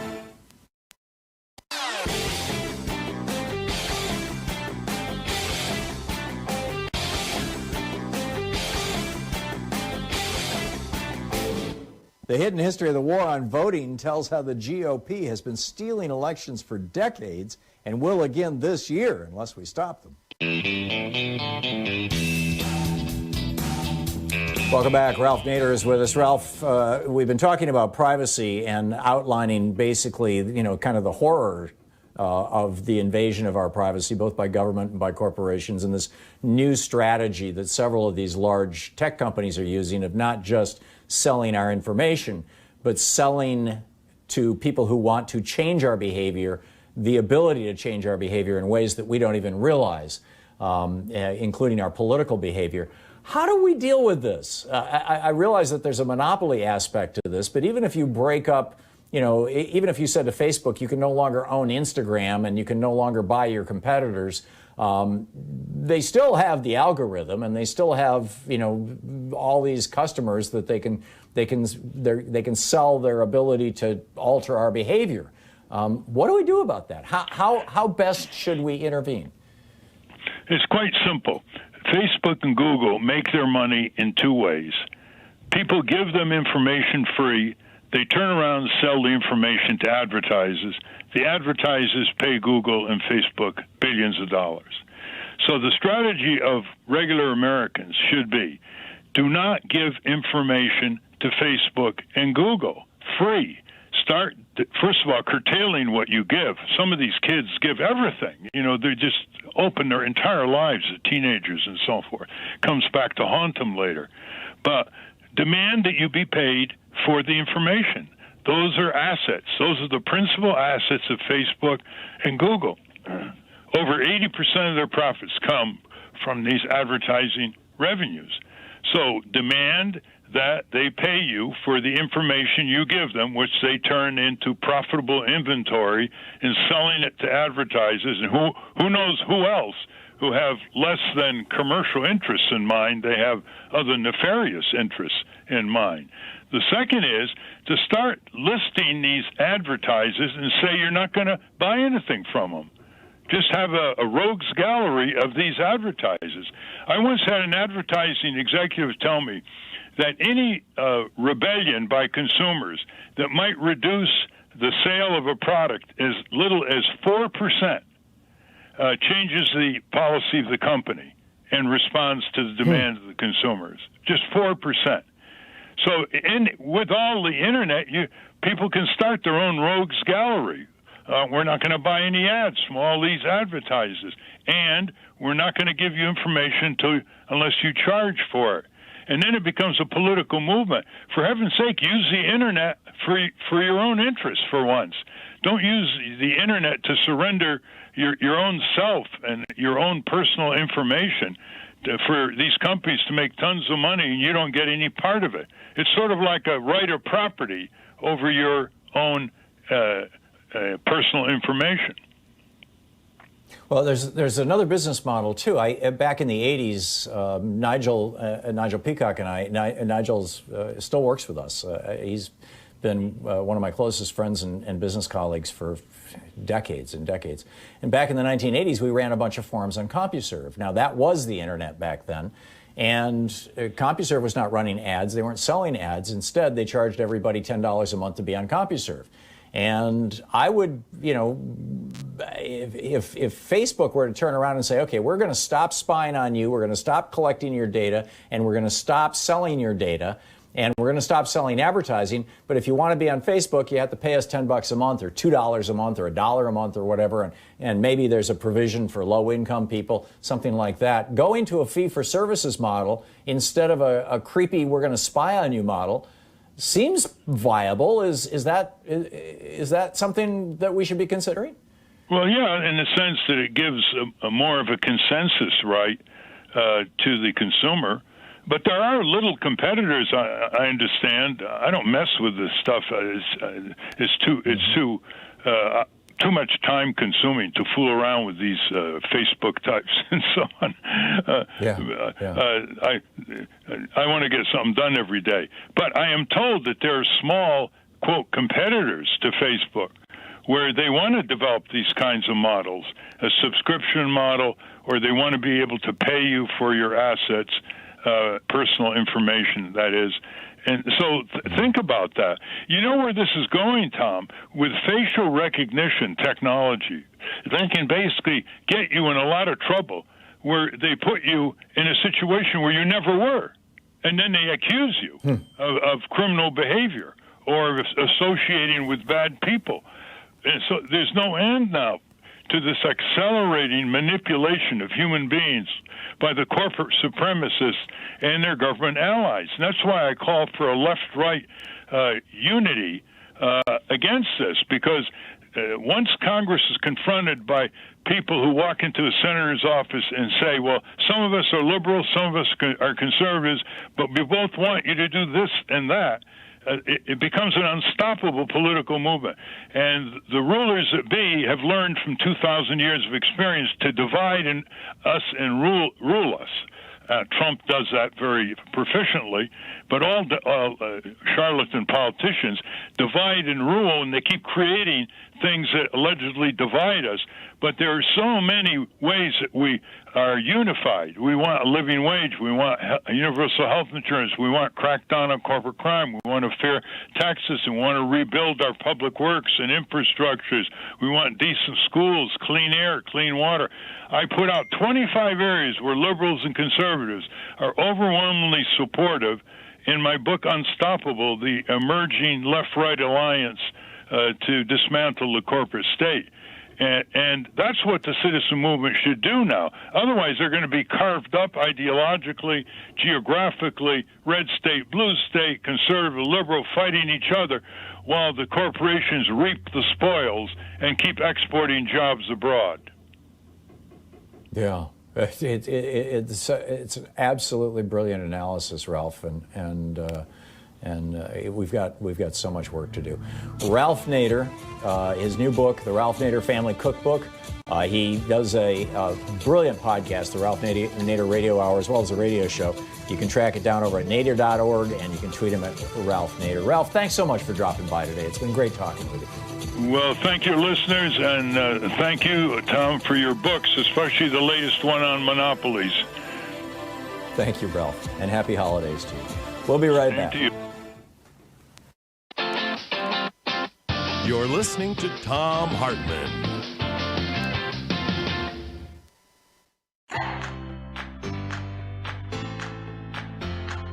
These companies support the Thom Hartmann Program. They are CB Distillery, CBD for sleeping. More info at cbdistillery.com, code TOM. The Clean Phone Pro phone sanitizer and charger. More info at thenewdealshop.com. ExpressVPN, the VPN that just works. More information at expressvpn.com/Tom. X-Chair, changing the world one seat at a time. More information at xchairtom.com. Bloomsy Box, simply better blooms. More info available at bloomsybox.com, code TOM. And Boll & Branch Sheets, crafted for the common good. More info at bollandbranch.com, code TOM.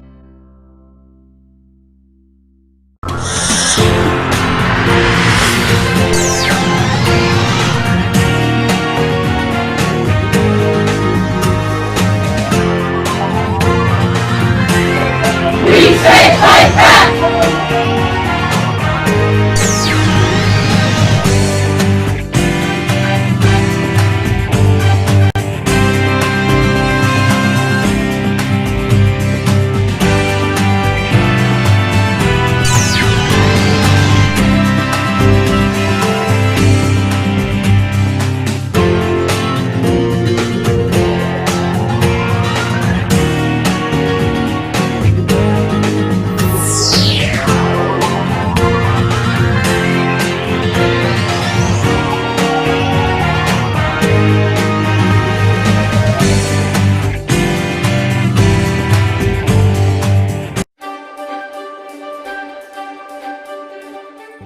It's the Thom Hartmann University Book Club. Today we're reading from The Meat Racket, The Secret Takeover of America's Food Business by Christopher Leonard. This is from the prologue. It's titled The Hidden King. Nobody ever visits the stranded little community of Waldron, Arkansas. But even if they did, a tourist would never see the place for what it really is. Most outsiders would be fooled into thinking it was an actual small town. On any given morning, the residents awaken and begin their routine along Main Street. Old men park their pickup trucks by the curb in front of the Rock Cafe, which opens early for breakfast. As the cafe's booths and tables fill up, a congregation of old-timers in cowboy hats gathers in a loose ring of aluminum chairs out front, smoking and talking and stubbing out their cigarette butts in a bucket full of sand. Later in the morning, Chambers Bank in the south end of town opens up, and the tellers cheerfully greet customers by name. On Thursday at noon, the livestock auction opens in a cavernous barn on the north side of town, drawing crowds of ranchers who haul steel trailers behind their trucks, with cows staring out between the horizontal slats. In the late afternoon, teenagers park their cars by the gazebo south of the auction barn, proudly displaying their Mustangs and Broncos like big game trophies. These events have a rhythm of their own, the clockwork functioning of a small-town economy. But it's all just window dressing. All of it would cease to exist in a moment and have no impact whatsoever on the true Waldron or its true economic reason for being. The real tempo of the town's economic pulse is measured by the coming and going of semi-trucks that roll down Main Street at periodic intervals, 24 hours a day, 7 days a week. In the middle of the night, tanker trucks full of animal feed rumble past the empty stores and out onto country roads that lead into the hilly terrain that surrounds town. At dawn, other trucks trundle in from the hills, heaped high with battered metal crates full of chickens that exude clouds of white feathers along the highway. The tempo can be measured in the regular arrival of train cars full of grain and oil seeds that dump their loads at a feed mill that clanks and hums and churns all night. And in the parade of refrigerated trucks that pull up to a slaughterhouse near the feed mill and get loaded with pallets of frozen meat. This is the real functioning of Waldron, Arkansas, and its true reason for being. This is the heartbeat of Tyson Foods, the nation's biggest meat company. The Tyson plant on the north end of Waldron is the only thing that keeps the town on the map. Appropriately, many residents simply refer to it as the complex. That's because the Tyson plant isn't just a factory, it's more like an entire small town economy consolidated into one property. The complex contains its own feed mill and hatchery, its own trucking line and slaughterhouse that covers several acres of land and processes about 1 million dead chickens a week. The complex is like an economic dark star that has drawn into itself all the independent businesses, an economic dark star that has drawn into itself all the independent businesses that used to define a small town like Waldron, the kinds of businesses that were once the economic pillars of rural America. Of course, tourists to Waldron would never see the Tyson plant, and not just because it sits on the north fringe of town away from Main Street. Visitors are stopped at its front gate and forbidden from exploring its grounds. So a tourist would have to be content to stroll along the sidewalks downtown, observing the fake Main Street, the deceptive array of little businesses that make it seem like a community. This illusory appearance cloaks Tyson's existence all the way from its roots in rural America to the grocery store shelves and restaurant menus where its products finally reach American consumers. The average shopper is usually fooled when he or she peruses the meat aisle, seeing what appears to be an abundance of choices and products. Tyson brand name wouldn't necessarily stand out with its logo gracing just a handful of products. But the rotisserie chicken slowly turning in its oven, the Bonisi brand pepperoni, the Lady Astor brand chicken cordon bleu, the frozen chicken pot pie, and the Wright brand bacon all come from the same company, Tyson. And then there is all the unlabeled meat that Tyson floods into the U.S. food system every day. The meat served in cafeterias, nursing homes, fast food restaurants, and suburban eateries where more and more Americans eat their meals. There's a very good chance any of the meat purchased in these places was made by Tyson. Even if Tyson did not produce a given piece of meat, the consumer is really only picking between different versions of the same commodified beef, chicken, and pork that is produced throughout a system that Tyson pioneered. Tyson's few competitors have resorted to imitating the company's business model just to survive. This book aims to explore the vast hidden territory between the remote farms and towns like Waldron, where Tyson raises millions of animals, and the final point of contact where consumers buy the company's meat. Unseen between these two poles is a hidden power structure that has quietly reshaped U.S. rural economies while gaining unprecedented control over the nation's meat supply. Just a handful of companies produce nearly all the meat consumed in the United States, and Tyson is the king among them. The company sits atop a powerful oligarchy of corporations that determines how animals are raised, how much farmers get paid, and how meat is processed, all while reaping massive profits and remaining almost entirely opaque to the consumer. Because Tyson and its imitators are based in the geographic and economic fringes of America in forgotten places like Waldron, the company has managed to escape the scrutiny it deserves. While Tyson's operations are remote, the company's business practices affect virtually everyone. About 95% of Americans eat chicken, which means they almost certainly eat chicken produced by Tyson. And then it goes on from there. The book is The Meat Racket, The Secret Takeover of America's Food Industry by Christopher Leonard.